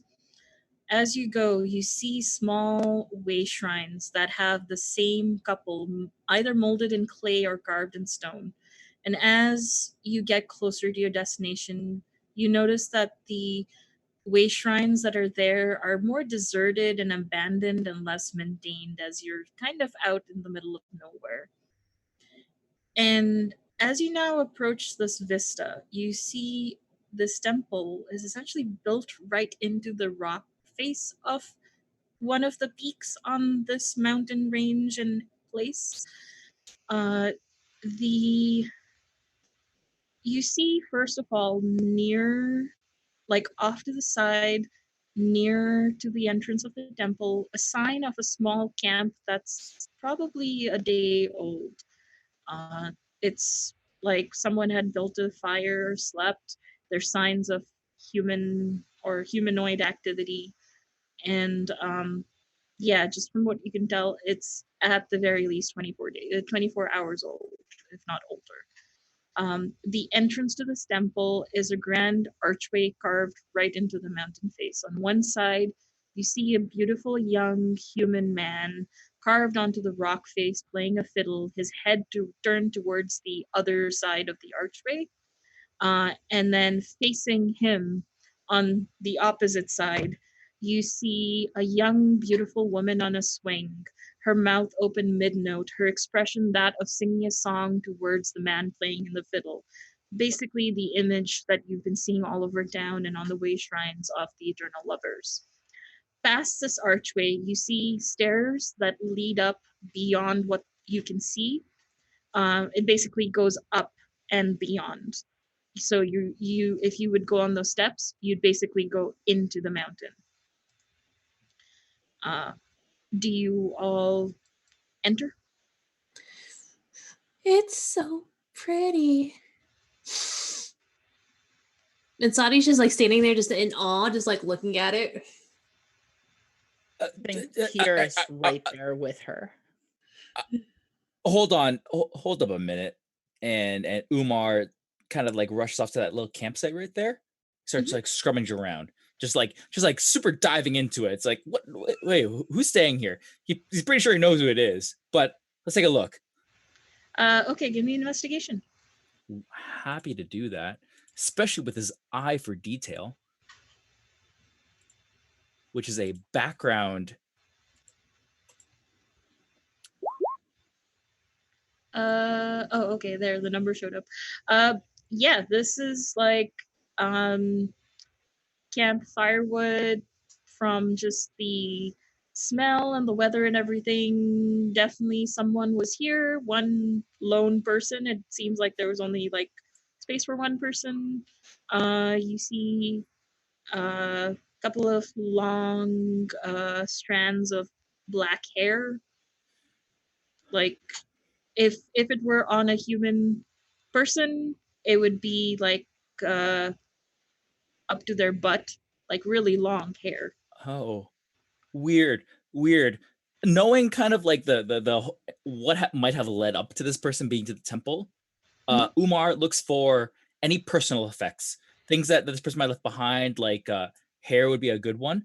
Other things would be like maybe like food they decided they wouldn't bring up. Any other effects? Yeah, you see with that check, you see sort of in some of the shrubbery nearby, very properly hidden and stored against like any pests or scavengers, a little parcel of essentially traveler's rations and a half-written letter that is addressed to Bio. To whom? Sorry. Bio, the woman you met who gave you those earrings. That's okay. Fine, That's John. what I thought. That's what I thought. Letter is unbroken. Sorry, I guess it's half written, so it's already. It's broken. half written, so it's not quite sealed up yet. Exactly. So Umar goes ahead and packs that all away. Takes the couple of hairs and what has you, and kind of molds it in the paper as well. Just kind of keeps it in his pack, and then meets up with the rest of the group. It's like, sorry, wanted to look for gold, I guess. Let's go. Find anything of interest? Nope. Okay, so as you adjust his armor a little bit. As you all ascend, it is quite narrow, and you can only go one by one. So, what is your marching order? Akara is going to want to go first. Okay. Umar goes second. Okay. Fariha goes right in the middle. All right. I think right after that would be Tyr. And Sadi bringing up the rear. You're gonna have Sadi by yourself in the back.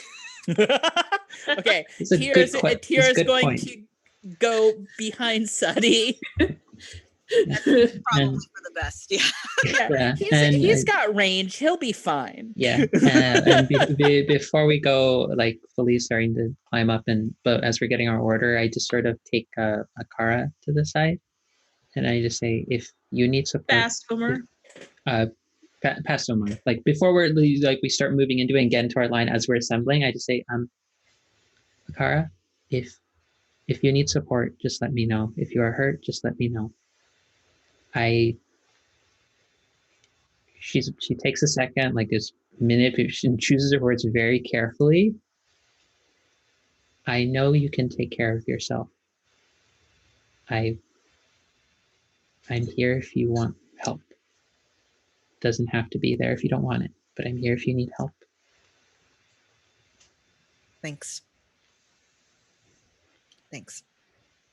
Umar rolls his eyes audibly and says, look, we're not kids anymore. We can take care of ourselves. We know how to heal. We can take care of wounds.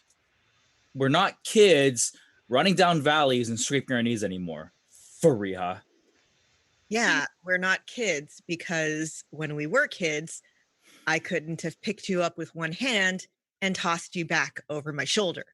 Does that mean you don't need me to take care of you anymore? Look, I don't want to make this a thing, but I want us to recognize that it's not just Fariha taking care of all of us, okay? We're in this as a team. We're equals, whatever you want to call it. And as they are all talking, Sadi just hasn't found a stick, and she's just drawing like the lovers like in the dirt, just not paying attention at all. And Umar reiterates, Puppy. we're equals. All right. Okay. Then let's do this. You're ahead of me, Mr. Equal. Yep. All right, we're going. So as you ascend the steps and are now getting into an area where basically no natural light, because as you're ascending up, essentially you will be out of line of sight for any natural light entering. You see there are maybe every 10 or so feet little oil lamps, like diyas. Do you know what they look like? They're just like a small little boat, about like a couple of inches big, and it's filled with oil, and there's a little wick, and it suddenly lights up, sort of lighting like 10 feet ahead of you, almost lighting your way as you go up and up and up, about almost 100 feet up these steps, when you come to a dead end. You think there should be a door here, but it's a dead end. However, there is a calligraphic rune across it. And does anybody know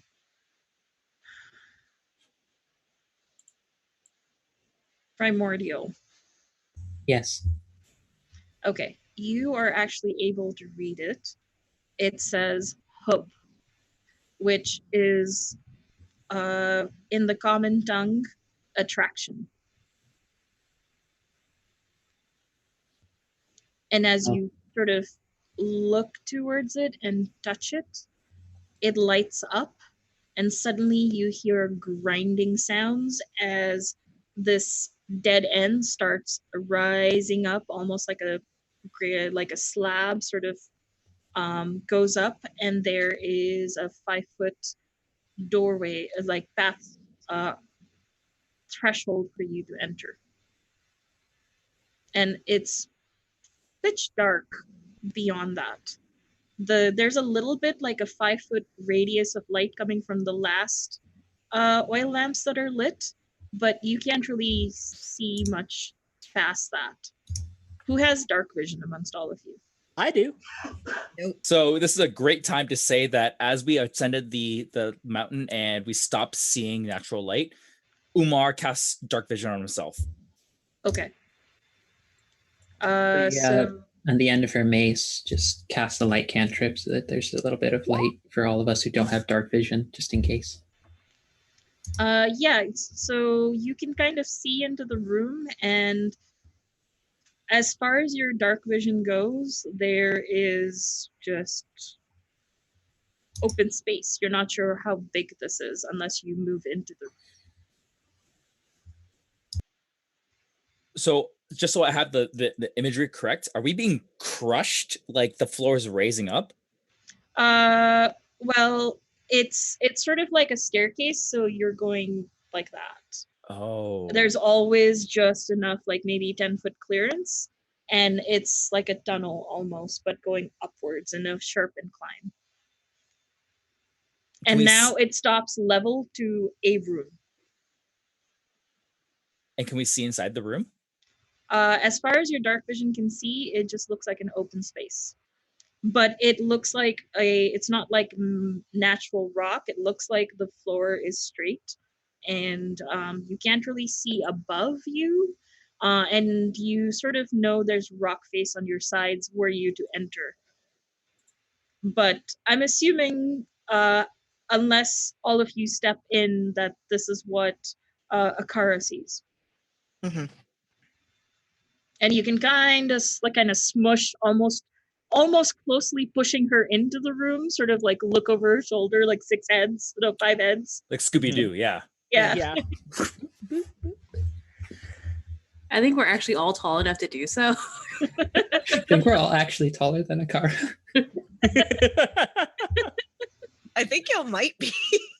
Tier's 6 foot, so I mean, all of this is he's awkward big for for- me if it's like a 5-foot like space. I'm 7 foot, so I'm just like, But it's a 10-foot clearance. I oh, picture- okay. I was like, 5-foot clearance. Oh, this is gonna be bad for me. But it is a feeling just slightly claustrophobic. It's like a very snug 10-foot clearance. It's really kind of meant for like human size. So like, actually, I wouldn't say it's 10 feet. It's probably close to like 7 feet. So just like, you're just clearing it. So Umar kind of readies his shield and pulls a scimitar out from his belt. And he looks to Akara I'm ready, he says. All right. Do you all enter? Tier draws his bow first. Yeah, as y'all are doing this, what's her face? What's my character's name again? Suddy. There we go. That's her name. Touches a little piece of leather that's like hanging off her strap, and just like all of a sudden has like just like this like light blue sort of like aura just pop over her as she casts mage armor on herself. Okay.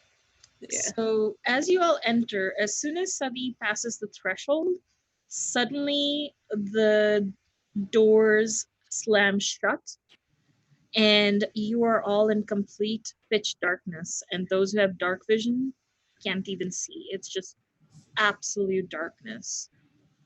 And Okay. as you are sort of settling in, just like in a few moments, you notice far away, like almost like it feels like it's almost hundreds of feet away, a little pinpoint of light begins to materialize in like the furthest corner. Okay, get back. Wherever back. Listen to my voice and get behind that.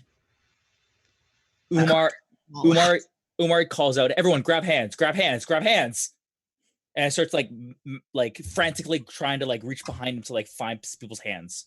Here Sorry. immediately grabs. Suddy. Yes, Sadi just. I know better. So you let out a scream because she was like, "Oh!" Are you all basically sort of holding hands and standing back waiting? I'm calling out for. A car small is two-handed, so somebody's going to have to be holding onto her tail. Okay, but what I'm trying to say is you're not proceeding forward. You're basically sort of waiting. But important, is your tail prehensile? Like, can you like wrap it up? So You think so? Let's say yes. Yes, Let's say yes. Is it semi-prehensile, like a lemur? all the fanfic I've ever read has some really It's prehensile, but No, that's not what I combat. asked. Well, if we're going into fanfic, Oh no, we're going there. Okay. So based on marching order, Umar's gonna look for Fariha. You can all actually sort of be shoulder to shoulder as you were entering. The room was wide enough. I'm gonna specifically ask for Fariha's hand. Okay. Because Umar knows I can't see anything. I don't have dark vision without the light cantrip. I can't see anything without the cantrip. Yeah, all light sources you had just winked out. You're not sure whether it's because you can't see or whether it's been winked out. It's right now really hard. And as you're all waiting for whatever's about to approach you, you wait. You see the light getting closer and closer and closer. And as the light gets bigger, everybody, you now sort of like this light sort of almost enrobes all of you. And at this point, you no longer feel like you're blinded. You're pretty sure your mace is still on. And whatever light sources people had, they were still on. But at this point, as the light sort of enrobes you, you hear a very faint humming.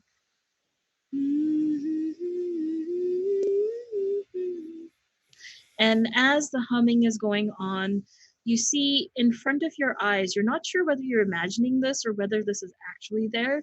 You see a faint ethereal vision of a young boy, maybe 10 or 11, in azure blue clothing, playing a fiddle, and a young girl in a green shalwar kameez, humming a song, the song that you're hearing, on a swing before the vision fades away.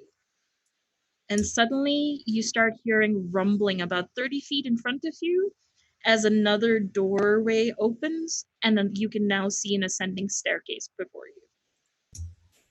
Before the vision faded away, I'd like to ask if it were possible for Fariha to have used her eyes of the grave to just sort of as a reaction to the sort of faint spirit she was seeing of the young boy and the girl. I know it doesn't apply, but when we touched hands, Umar would have cast guidance on Fariha as well. Okay, I will say that you still have it. How long does guidance last? 1 minute or 10? 1 minute. Okay, so it will probably fade away by the time the image vanishes. You do not sense undead. Yeah, it's probably just for a split second, Umar, while you were grabbing Faria's hand, you just see her eyes just turn to like a set of 4 quadrants. You just see almost like pale gray, red, blue, and sort of deep brown, sort of think like a XY axis for both eyes as she just sort of opens herself to sort of the elements, and then it just fades away. It's not dead. He squeezes her hand, but doesn't say anything. It's not dead. That's that much I can say. I think You we should almost feel it's like a memory of some kind that's struggling to break through. Something restless is here. I think we should allow it some peace. And Faria will start walking forward. Umar makes sure that he's in front of Fariha and just like progresses forward. This way, Sadi. You all can see now as normal, as with the door open and the light, and so whatever darkness there was there just is gone now, and it just is basically like your dark vision functions, whatever light sources are there work, and you see like about 10 feet up the staircase, small little pinpricks of lamp, little diyas, like a 5-foot radius of candlelight. Sadi is like right behind Tier and just like sort of like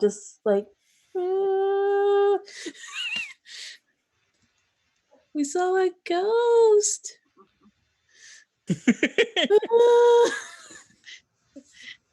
Well, it wasn't that bad of a ghost. Children ghosts are the creepiest. But these ones were singing, and it was a happy song, so. To murder you with. Keep in mind, sorry. I would have thought you would have been into a sweet little kid ghost singing a happy song. It was I'm with Akara. It was rather sweet. It was a cute song, and then I saw the children, and it scared me. That's fair. You have nothing to fear. They're not ghosts. They're very likely shards of a soul. So your fear is invalid. Could be worse. Could be worse, but the fear itself is invalid. Let's continue forward. Yeah, like halfway through that, like before you start finishing that, Faria just puts a hand to your mouth and it's just like. There's a look of like knowing, but also like, come on. People get scared. Let them feel that. I am Sadi. I'm also scared. Sadi, next time the kid ghosts show up, if they start singing, I'll punch them, okay? Thank you. Okay. I was going to ask you to punch them. Okay. So we'll all move forward. Do you keep the same marching order? Because again, it's teeny tiny staircase. Yeah, Sadi's like behind Tier now and just like sort of like clinging to the back of Tier's. Almost piggybacking a little. Not like on Tier, but like sort of just like. You can grab his tail if you want. No, that's rude. It's like when you're going through a club and you have to hold on to your friends so you don't lose them in the crowd. So you grab the back of the shirt. Yeah. So that's what she's doing. She's just grabbing the back of his like tunic or clothes or whatever and just like holding on.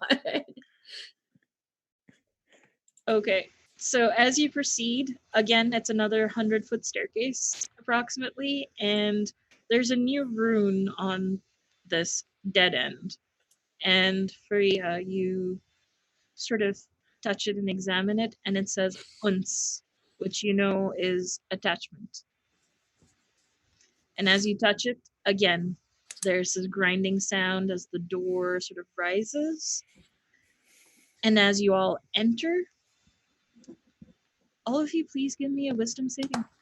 Oh, no. Oh boy. I immediately reach for my dice, but then I remember using this nice little dice rolling thing. Oh, that's high. Did I do that? That's really high. I'm bad at roll 20. How do I do wisdom? Okay, so there.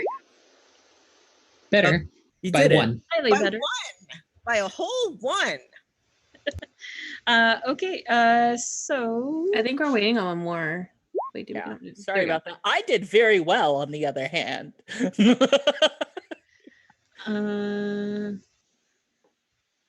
Yeah. I think we have Okay. everybody.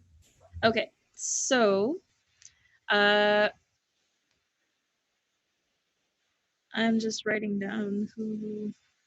Okay, so Akara, as you are the first person to enter. I fall to the ground and start twitching. Oh no.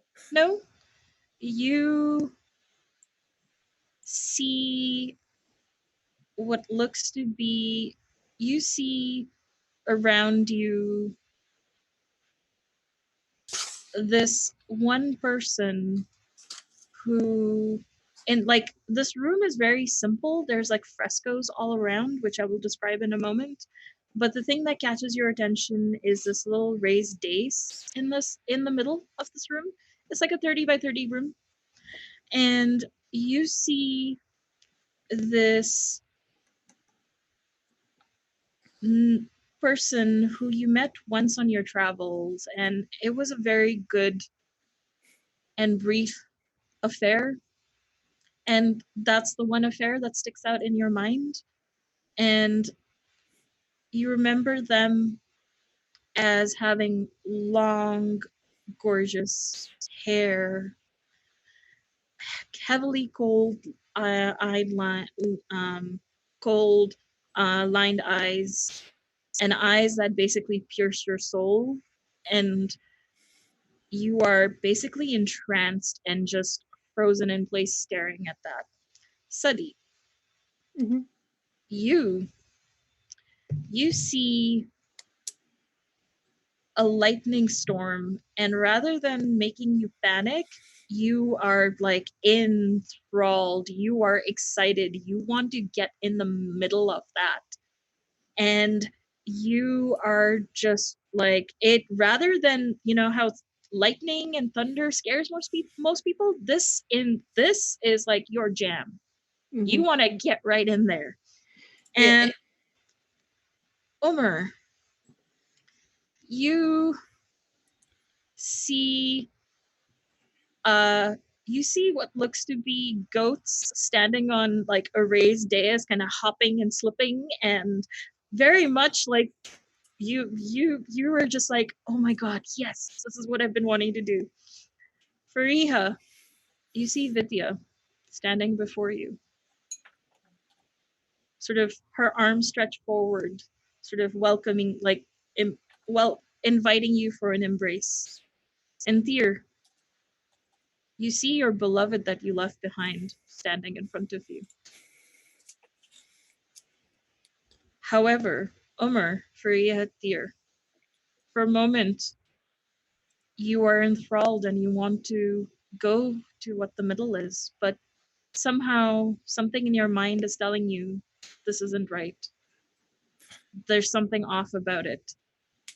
And as you sort of, your will gets the better of you, you start to see what is really there. And you see lots of skeletons and corpses sort of reaching out, almost like trying to touch what's in the middle of the dais, and there's nothing there. However, as you break out of your compulsion, you see Sadi and Akar just absolutely transfixed and like ready to jump in the middle. There's nothing in the middle, but just they don't seem to see the corpses and the state of this entire room. Sadi.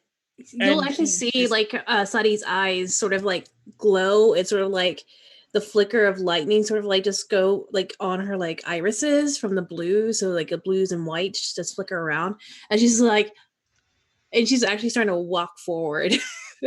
He's going to grab the back of her and at the same time is going to cast Prestidigitation. And he's going to try to make some sort of like ghostly hand to like wave stop. and no, no, no, no, no. Yeah, at this point, you start feeling someone holding you, and you sort of get snapped out a little. Hey, what the? Oh, It's not real. what? Faria goes immediately, like tries to do like a grapple around Akara and just is like whispering in her ear, "You're stronger than this. You're stronger than this. This isn't you. What? Not there." But she's right. It's not real. Showing us It's not. stuff we can't have. So Umar is caught in the middle because there's two people who need help, and it's just one person. And Faria has Akara, so he goes to Sadi, and he grabs Sadi and immediately grabs her with Tyr and casts guidance on her as he holds her, tries to prevent her from saying, he's like, no, it's a trick, it's a trick, it's a trick. You have to believe me, it's a trick. This is Umar. This is Umar.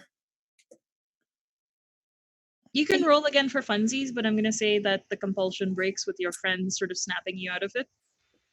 Tyr looks the most heartbroken you've ever seen him. Oh, buddy. He is just... He leans against the wall for a moment and just kind of looks up, takes a deep breath, and says, "I'm fine." You notice all the bodies that are leaning out to the center of the dais? They all look like they basically emaciated and died of starvation here, just staring at it the entire time.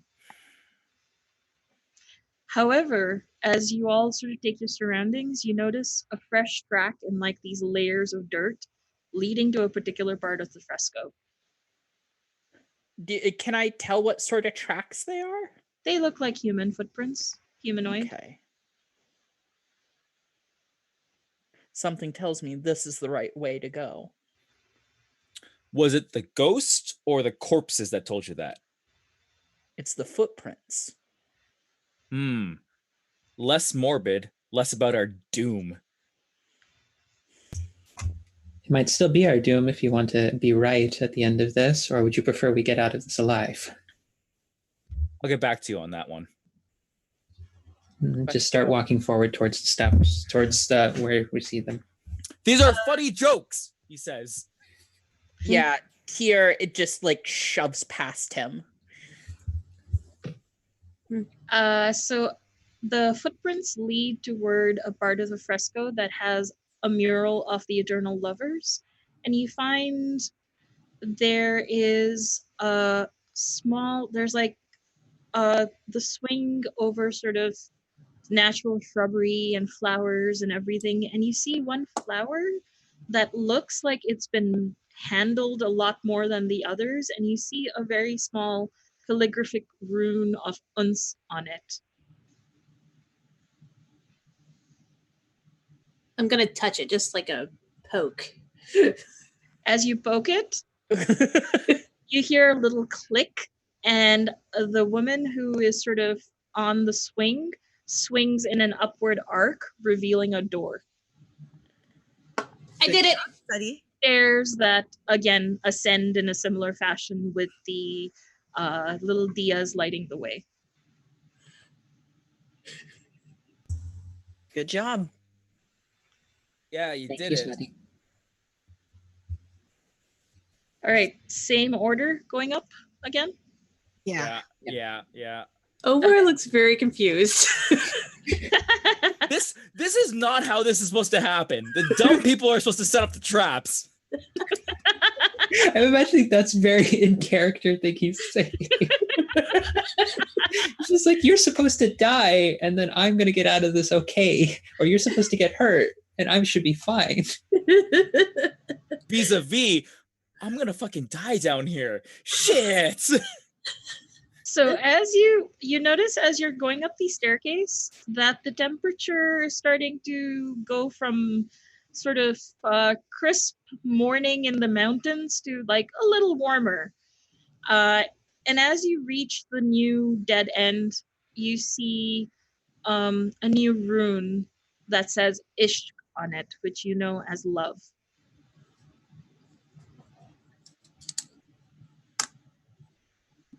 And I imagine you press the rune and go through.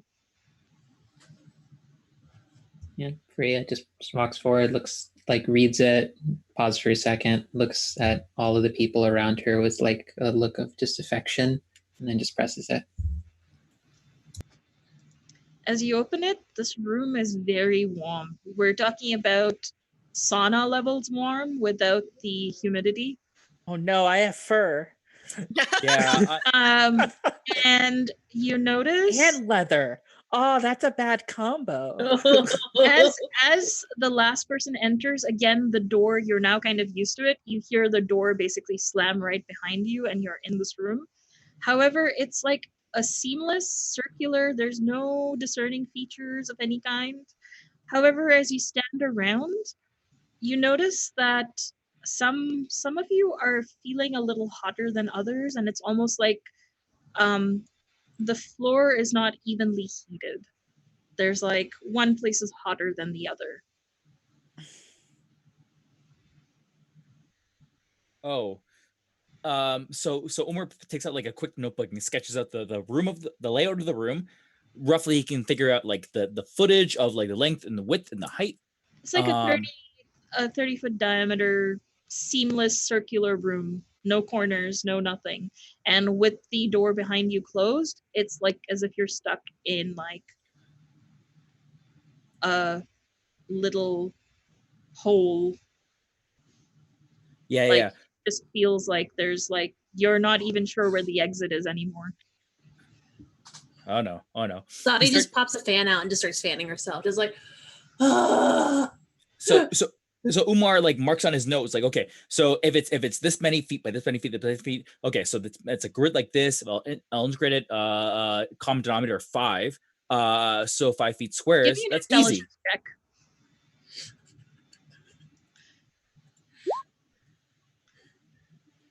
He says, okay, I'm here. Can I do that too? Sure. Anyone, Okay. any of you who want to figure out what's going on may make an intelligence check. Okay, I'll do that. I don't Okay. think you want Sadi to do that. So Watch her be able to solve it too. You know, for the hell of it, I am going to click it and see. Nope. Wow. okay, so Fariha has been and Peter sort of start going in different directions, but kind of come up to the same conclusion that it seems to be almost like the hotter it gets, to the point where it's starting to get a little unbearable, it seems to be leading in a very particular direction. And you get the sense that you have to basically play the game of hot and cold to get to where you need to go. But as you step on the first path, you realize this is hot. Your feet are gonna burn. Oh no. Do you continue? And it seems to be anytime you're not quite sure how and what this room is and how it's possible, but anytime you try to move around, you just seem to go back in circles. The only time you seem to be able to make any progress is when you willingly step into the hotter places. Perhaps maybe even having to blister yourself. So Sorry. Yeah, go ahead. I think if anyone's going to try it, it will be Tyr. I think he Akara could as well. Okay. So as you follow. Wait. Umar says before we start going, it's like, look. It's been years, but I know it's hot. I know it's blistering hot, but I can become. How do I say this? I can become like a scorpion or something, where the heat doesn't really affect me. Are you going to use one of your wild shapes? Not yet, but he looks to Akara and Tyr for some like acknowledgement. I think you should save that. Maybe you should try trusting us. If we fail, you're the backup. You need to get this done. But you can get really, really hurt in this, he says as he like reaches out and like, You know what I've been doing for the past, decade since we last saw each other? no, I don't, because you don't send any letters. I fight for money. I'll be fine. But do you think I got these scars by running a shop? fair, and I don't know what kind of pain you've been through, but what if this is the one time? It's the one time where you don't come out with just a scar. Then we trust you. I think we, and like Furia just like puts her hand just like directly on like Umar's chest, just like breathes like in line with him, just to like just tries to demonstrate like calm, breathe. And probably while that conversation was happening, probably Tyr and Akara noticed her about to start casting something while you were over doing something. Then she stopped partway through. I'm putting my faith in Akara and Tyr. I suggest you do the same. Look, if we get out of this, we'll all have a good laugh about this over whatever we buy with those earrings. And if not, have a drink to our memory. Just some noodles to go with it. They were very good. Saudi knows all the best places. And Sadi's in the meantime like fanning herself, and then like as y'all start getting argumentative, she's still like fanning y'all. Like trying to calm y'all down by cooling you off, but it's not working. Look, Okay, just fucking go, because if you don't come back, I'm gonna be so angry. Wouldn't want you to be angry with me. At least you would be showing emotion for once. Come on, Tyr. We got this. Okay, so as you follow the path, you take initially 2 damage. And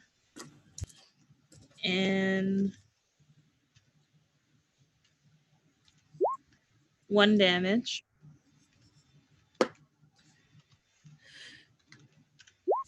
And another 3 damage as you finally reach the other end of this room in a very convoluted sense. And suddenly you hear the sound of grinding stone as well as crackling fire as another sort of gateway emerges, but now there's a wall of fire in front of you that you have to pass through before you can get to the staircase. And everybody else, you don't feel so hot anymore. You can just walk literally up to them without taking any extra damage.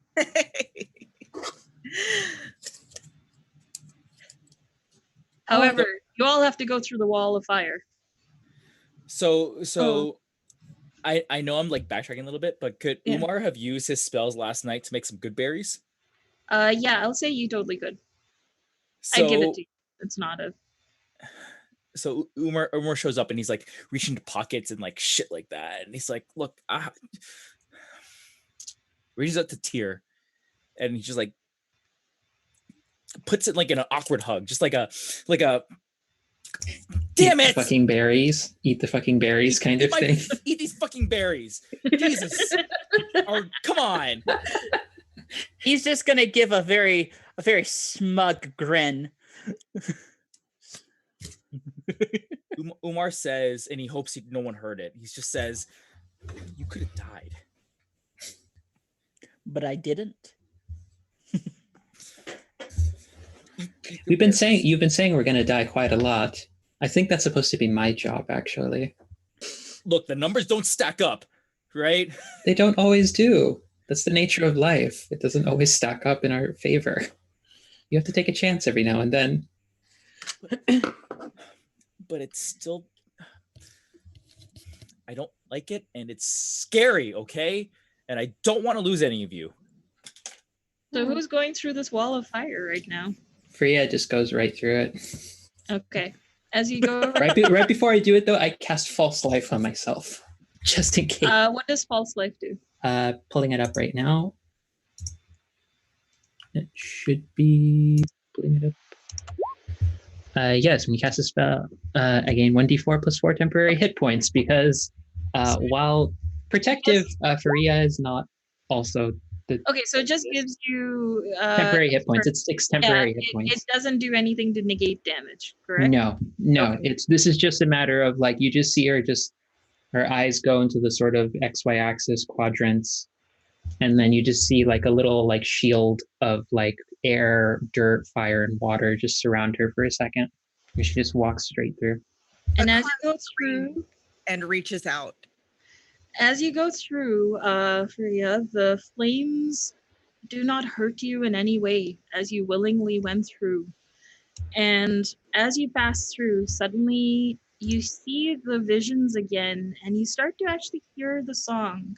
You hear Pula Pula Bhavara Dole Manme Kunjin Piriya Mahame Papiya Pole Pihu Pihu Pihu Kaha. Except the two children are now grown up, and they look exactly like the spitting image of the lovers. And you see Faria, everybody else, you see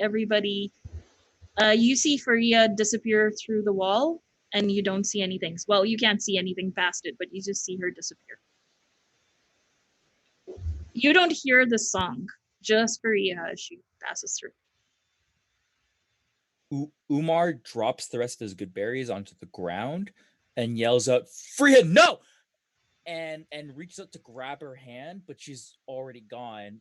And you willingly put your hand in the flame and don't feel anything. He kind of like stops, and the berries like drop to the ground, and he looks back at the rest of his family, and he walks through calmly. You hear the same thing as Faria does, and the rest of you see Umar just disappear. Kind of put a little faith in them, and then Tyr's going to step through as well. Same thing happens to you. Well, Sadi, you want to see how it ends?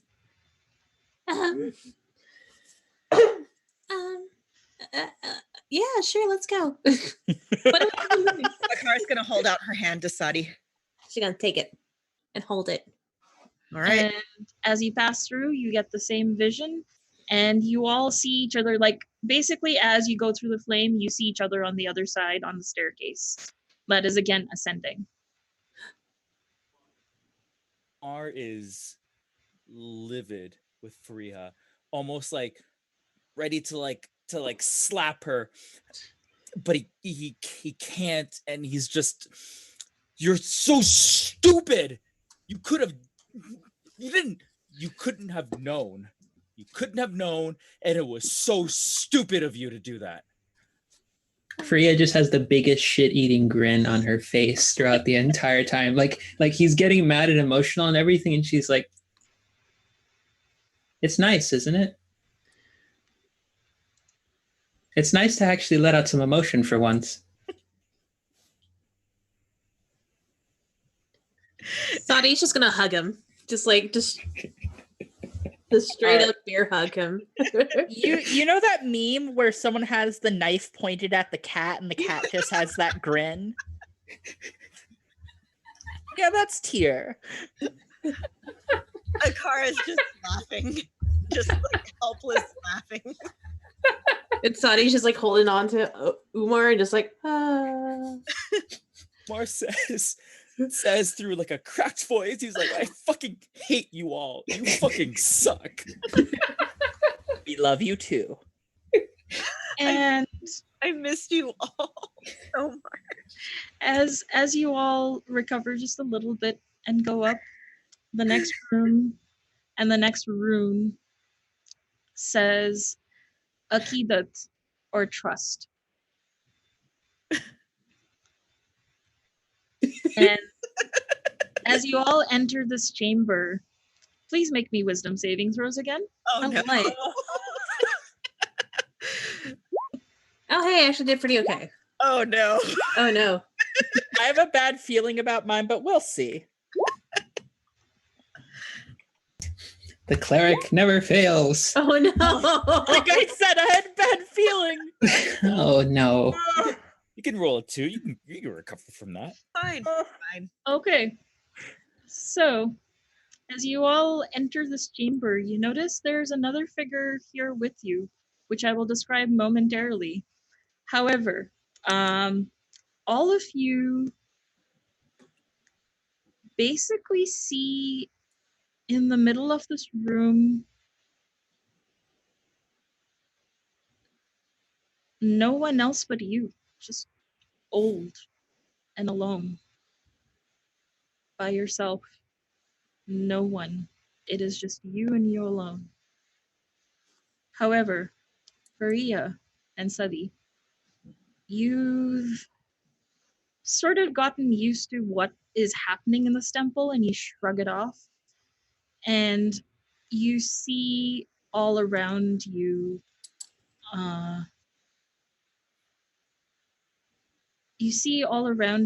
very similar setup to what that room where basically you got enthralled. However, you notice a figure next to you just in abject terror staring at the center of the room who is not your friends. Long silky tresses, heavy lined gold eyes, pretty much the description of Chandra that you got from Bile as she was sobbing and telling you. Right there, just in abject horror against the wall, like.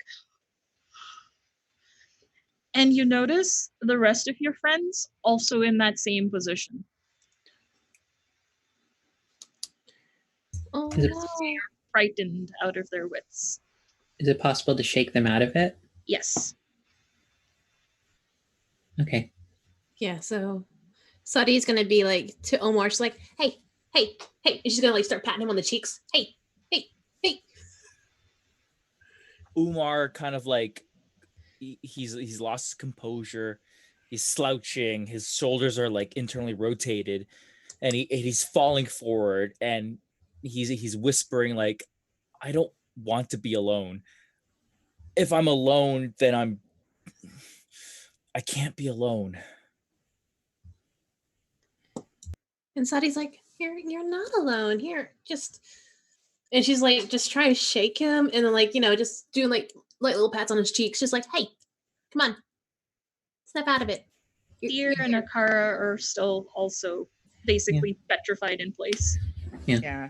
Tyr's fists are just clenched and his eyes Actually, your watering. vision is slightly different.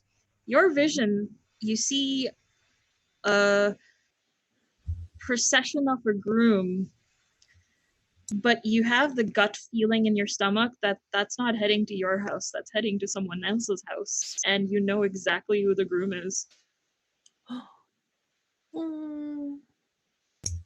He is just fist clenched by his side, just tears just down his cheek. Tear. And she's sort of just like, she takes a moment. She's going to go over to Akara right afterwards, but she takes a moment just sort of like with both of her hands to like Tyr's like chin and around his cheeks. She's like, Tyr, your beloved will be with you soon enough. There's still time. You haven't lost him yet, or lost them yet. And then she walks away and she goes over to Akara. Akara, what have I said from the beginning? You're always much stronger than anyone ever gave you credit for, especially me. Akara's gonna snap out of it and wipe her face. And it's at that point, you're pretty sure you're not dreaming. The sixth person in this room, or maybe it's illusion, you're not sure. It's the person you saw in the second chamber. Except, are they real? Are they not? You're not quite sure. Yes, Adi's already, once she got Umar snapped out of it, she's gonna start going over. She's like, hey, excuse me? And she's gonna like, just like gently pat them on the shoulder. Hey, hello. Who are you? Why are you here? Yeah, who are you? I'm Chandra. And you? I'm Sadi. Akara. What are you doing? Names. And looking past you, not even like looking at you, Sadi. I know, it's just like, they know each other. What are you doing here? I live here. Well, not here, but I live here. Yeah, that'd be really weird if you lived here. So you're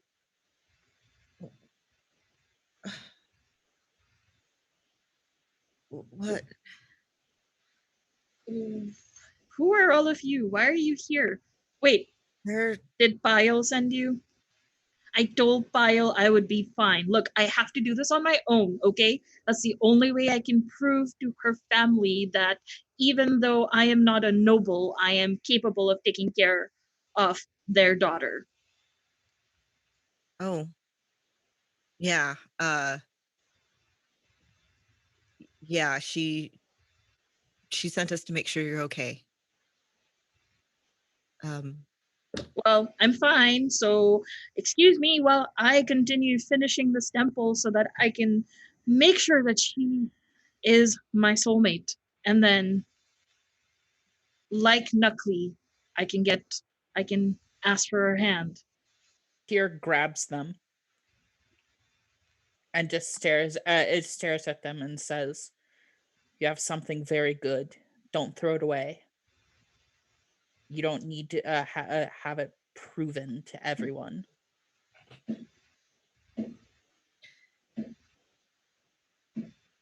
Umar is like, he's still shaken by it. He's steadied, but he's still not able to move from like a bent knee position.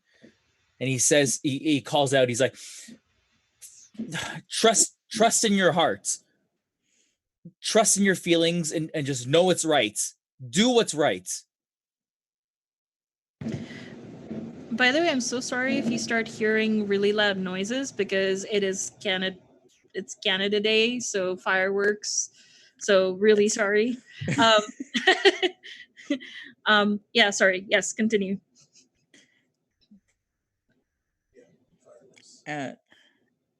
Tyr is just so shook, and he's like, I'm so scared of not measuring up to anybody.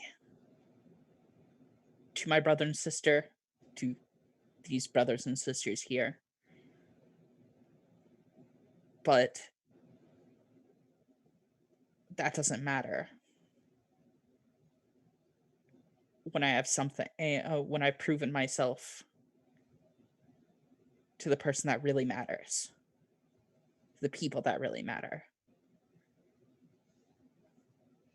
But I'm so close. I don't want to be a failure. I don't want to be known as the person who failed and who. You've gotten a lot farther than anyone else.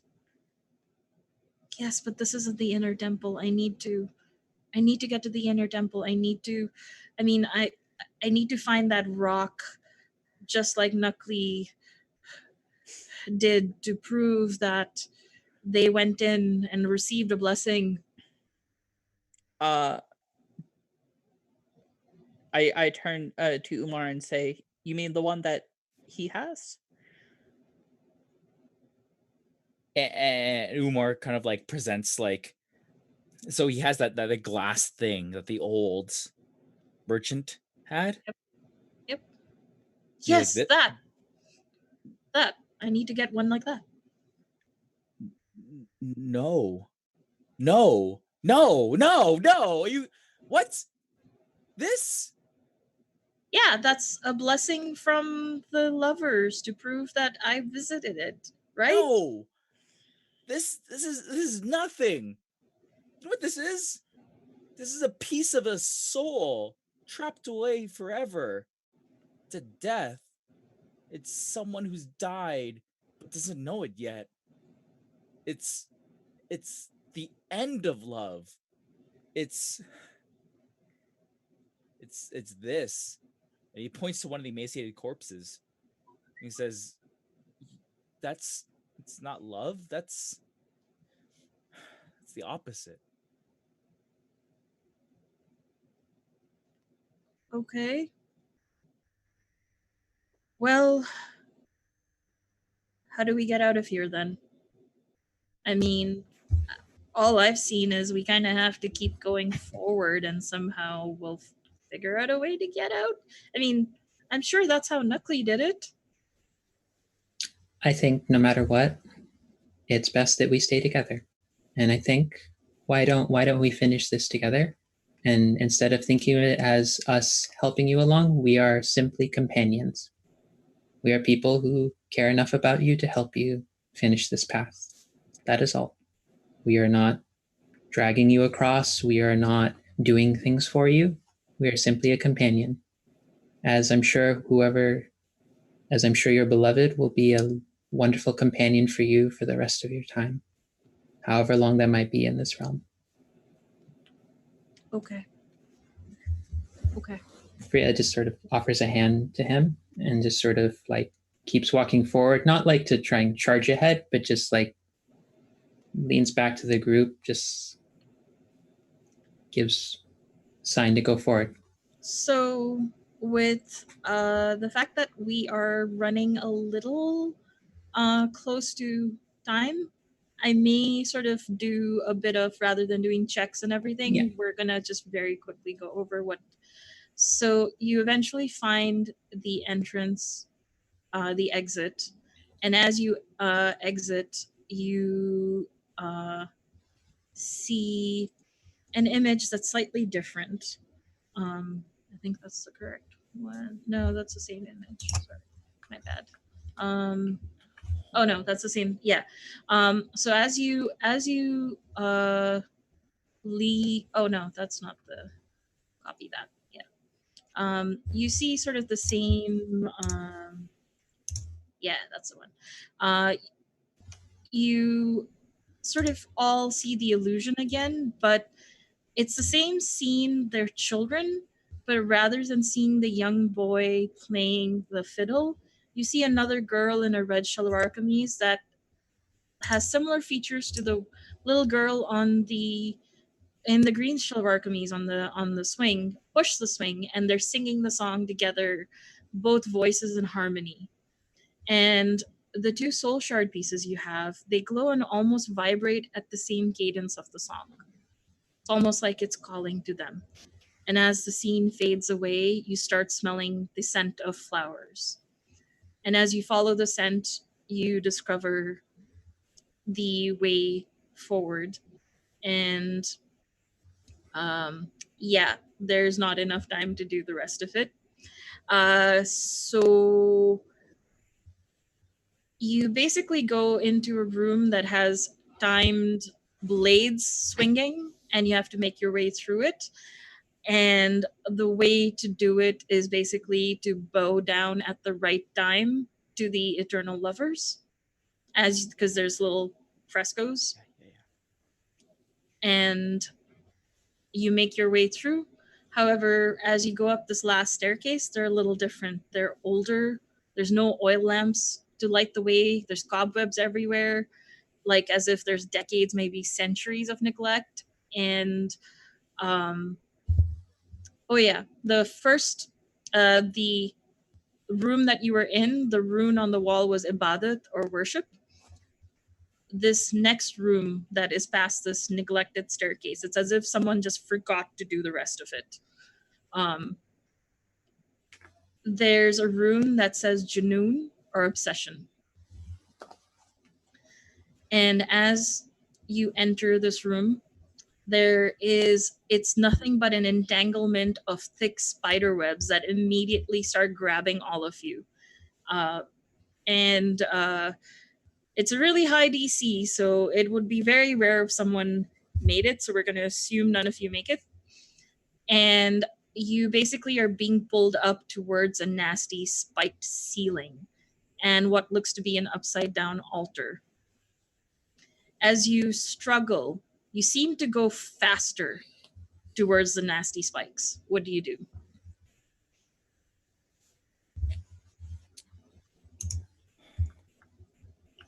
Spikes. Oh my god.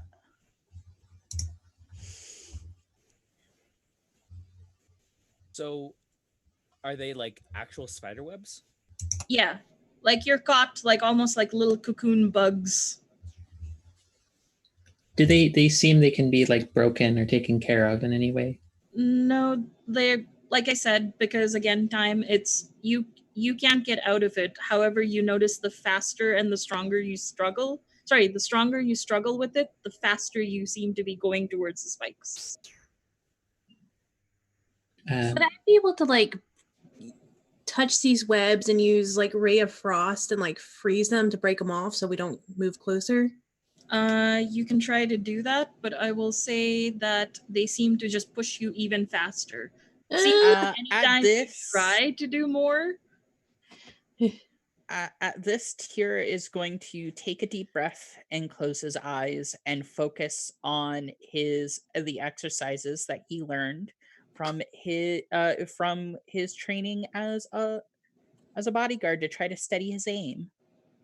Okay, as you do, immediately all of you stop, except for you. You rise, and instead of going to the spikes, you almost get centered, and you go straight into the altar. Rhea holds out a hand to Kara. And suddenly, it feels like gravity is reversed, and you all are almost going free fall into the spikes, but as you pass through, you realize the spikes are all an illusion. And you fall to the ground harmless. And now you are right side up and there's an altar in front of you. Are we like in a massive pile of people right now? Yep. Yeah, and again, because limited time, I'm sort of going to narrate certain things. No worries. Mm-hmm. You notice that there is runes, and they're all the runes that are basically that you've seen before, but there's a new rune that is there, which is Moth. Which you know means death.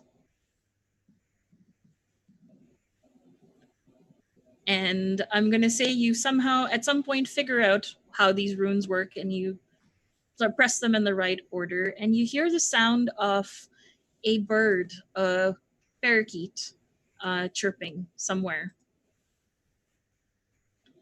And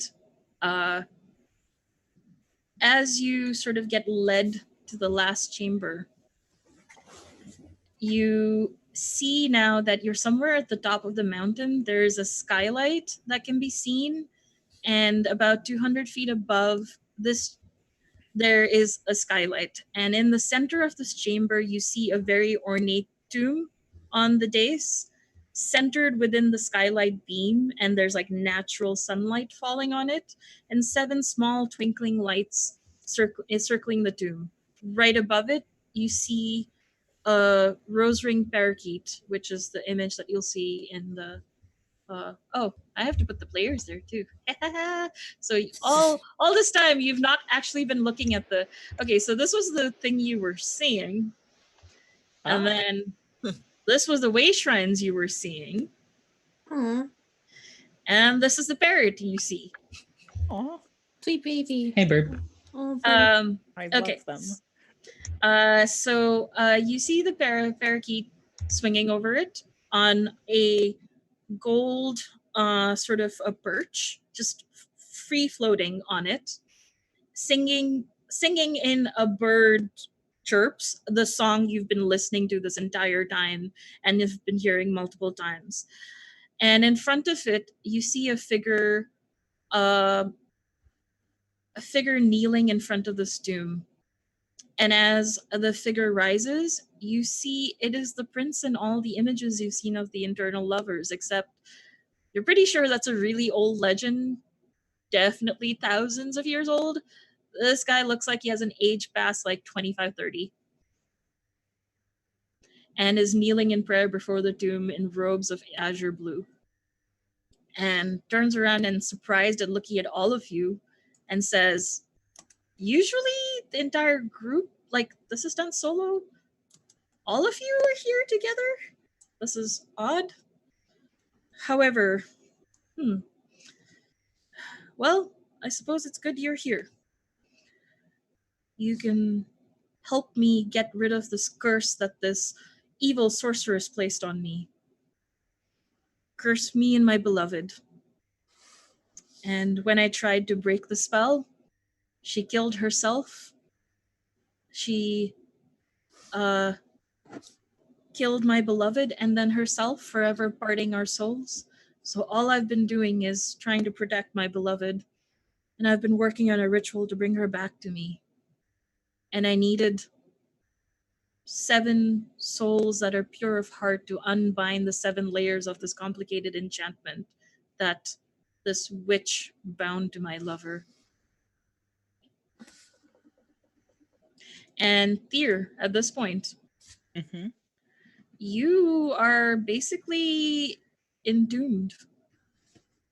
And you can kind of very mutely hear what's going on. However, roll me a d20, please.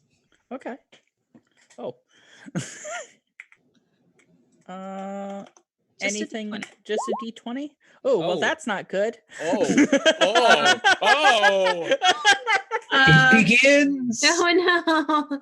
You hear 6 voices coming from you. Like you see nothing but little auras of light.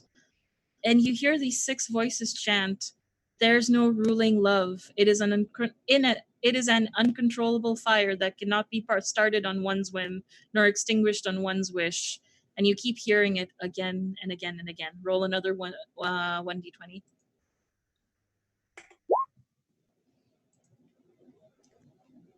You start to see the shapes go into focus, and now you see what looks to be 6 adventurers. Like, they are definitely sort of like ghostly figures. And you see above you, swinging on a swing with a young woman in like a green shawl or camise, kind of swinging and singing, but almost in a trance and stuck in that way. And is it the same song we've been hearing? Yep. I kind of hum along with the bit of the song, I guess, that I've been hearing. Yep. And all of you start hearing humming coming from the tomb. Sounds a lot like Tyr. However, Tyr, you're at 0 hit points. Oh. As your soul's being leached out. Well. Oh. Sorry, guys. Fuck all of that. There's a tomb that's physically in front of us, right? Yeah. Okay. Because we have 5 minutes left. Yes. We'll assume best case scenario, but no matter what attacks you try to do on the prince, nothing happens. They're immune to everything. However, the minute you notice anytime there's area spells being done, trying to shield the bird. Okay. And basically, you got to hit the bird to basically. Oh, this is gonna suck. Akara loves birds. That's okay. I hate birds. I've been a bird before. It sucks. And, I'm a cat. I've been done in by this bird. And I'll tell you what the rest of it is later, but essentially it ends after this gets resolved. However, we are very close to time, and there is another show right after this, so I do not want to eat into their time. Totally. No worries. sorry this got kind of squished in the end. However, I'm having fun. Let's go around the table and once again, tell me who you are, where we can find you on the interwebs, and I will go we'll go from the back of the society. Where can we find you? Yes. Hi, I played Suddy. I'm Morgan. You can find me on Twitter and Instagram at Serena Bezos. Places I'm on. Victory Condition Gaming. I'm on there on occasion. I'm part of the Red Death campaign on the Roleplay Network, as well as some one-shots there as well. Are all fantastic people. I'm here. I'm on Welcome to the Party. I know, like a lot. Not a lot, but like I'm here. Y'all know me. Anywho, yeah. Cool. All right. Sahoni plays Tyr. Yes, I'm Sahoni. I've been here. You can follow me on Twitter at Sahoni_stuff. That's SAHONI_stuff. I work as a game designer and essayist. And if you want, you can also find me on RPG Pals RPG Club RPG Pals Club, which is you got there. Yeah, I got there eventually. Which is a D&D actual play podcast where we basically just opened a dog cafe in Waterdeep. Nice. Awesome. Fariha. Hi, Angela, Phoenix24Fem, who is playing Fariha. You can find me at Philosophym on Patreon, Phoenix24Fem on Twitter, where I retweet a bunch of just very queer, disabled, and trans-related stuff, and a lot of slowly growing TTRPG connections and related commentary. So yeah, you can find me on there, or you can find me on Saturdays here on the channel for Adventures in Agni, where I also have Miriam, our delightful GM for this game, as one of our players as we go through a homebrew world in a D&D 5e setting that I created. And it's great, and it's going to have a lot more influence from Stars of Meat now because I love this world. Oh, and Umar. Umar was played by Steve. That's me on Twitter as DEEEM Steve. That's DM Steve, spelled out phonetically. You can find me on Discord like that. You can find me on Instagram like that. I'm the creator and editor of Dungeons and Disasters on YouTube. And you can also find me secret, not really secret, on Can We Play Already on Twitch, where we play some LGBT plus amazing games on Twitch in Toronto. So it's really great. We got a studio and we get to just be what we want. And they asked me to wear really tight t-shirts. So you get that too. And right in the front of our lineup, Akara. I played Akara this evening. I am Lauren. You can find everything that I do professionally at my website, lwsalinas.com. That's the letter L, the letter W, SALINAS.com. I'm on Twitter at Sithwitch, SITHWITCH. I podcast about Marvel at Legends of S.H.I.E.L.D. I podcast about period movies at Ladies on Period. And I am here, there, and everywhere. Awesome. And I played everyone else. I am the GM. You can find me on Twitter at media_junkie. As Angela said, I'm on Adventures in Agni. I am here usually as a player, sometimes GM, and I am also now going to be in half an hour Emissaries of Avitna, same channel, with our producer Leona, who awesome, Leona, you rock as a producer. Yeah.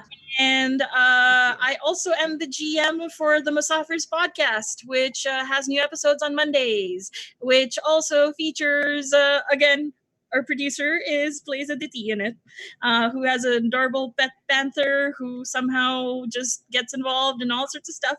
However, it is time to go, and I love you all. I love all the players. I love everybody who watched, and stay for more funs. And no rating. We'll be back in half hour with Emissaries of Avitna. Love you all. Bye. Pride. Bye. Thank you.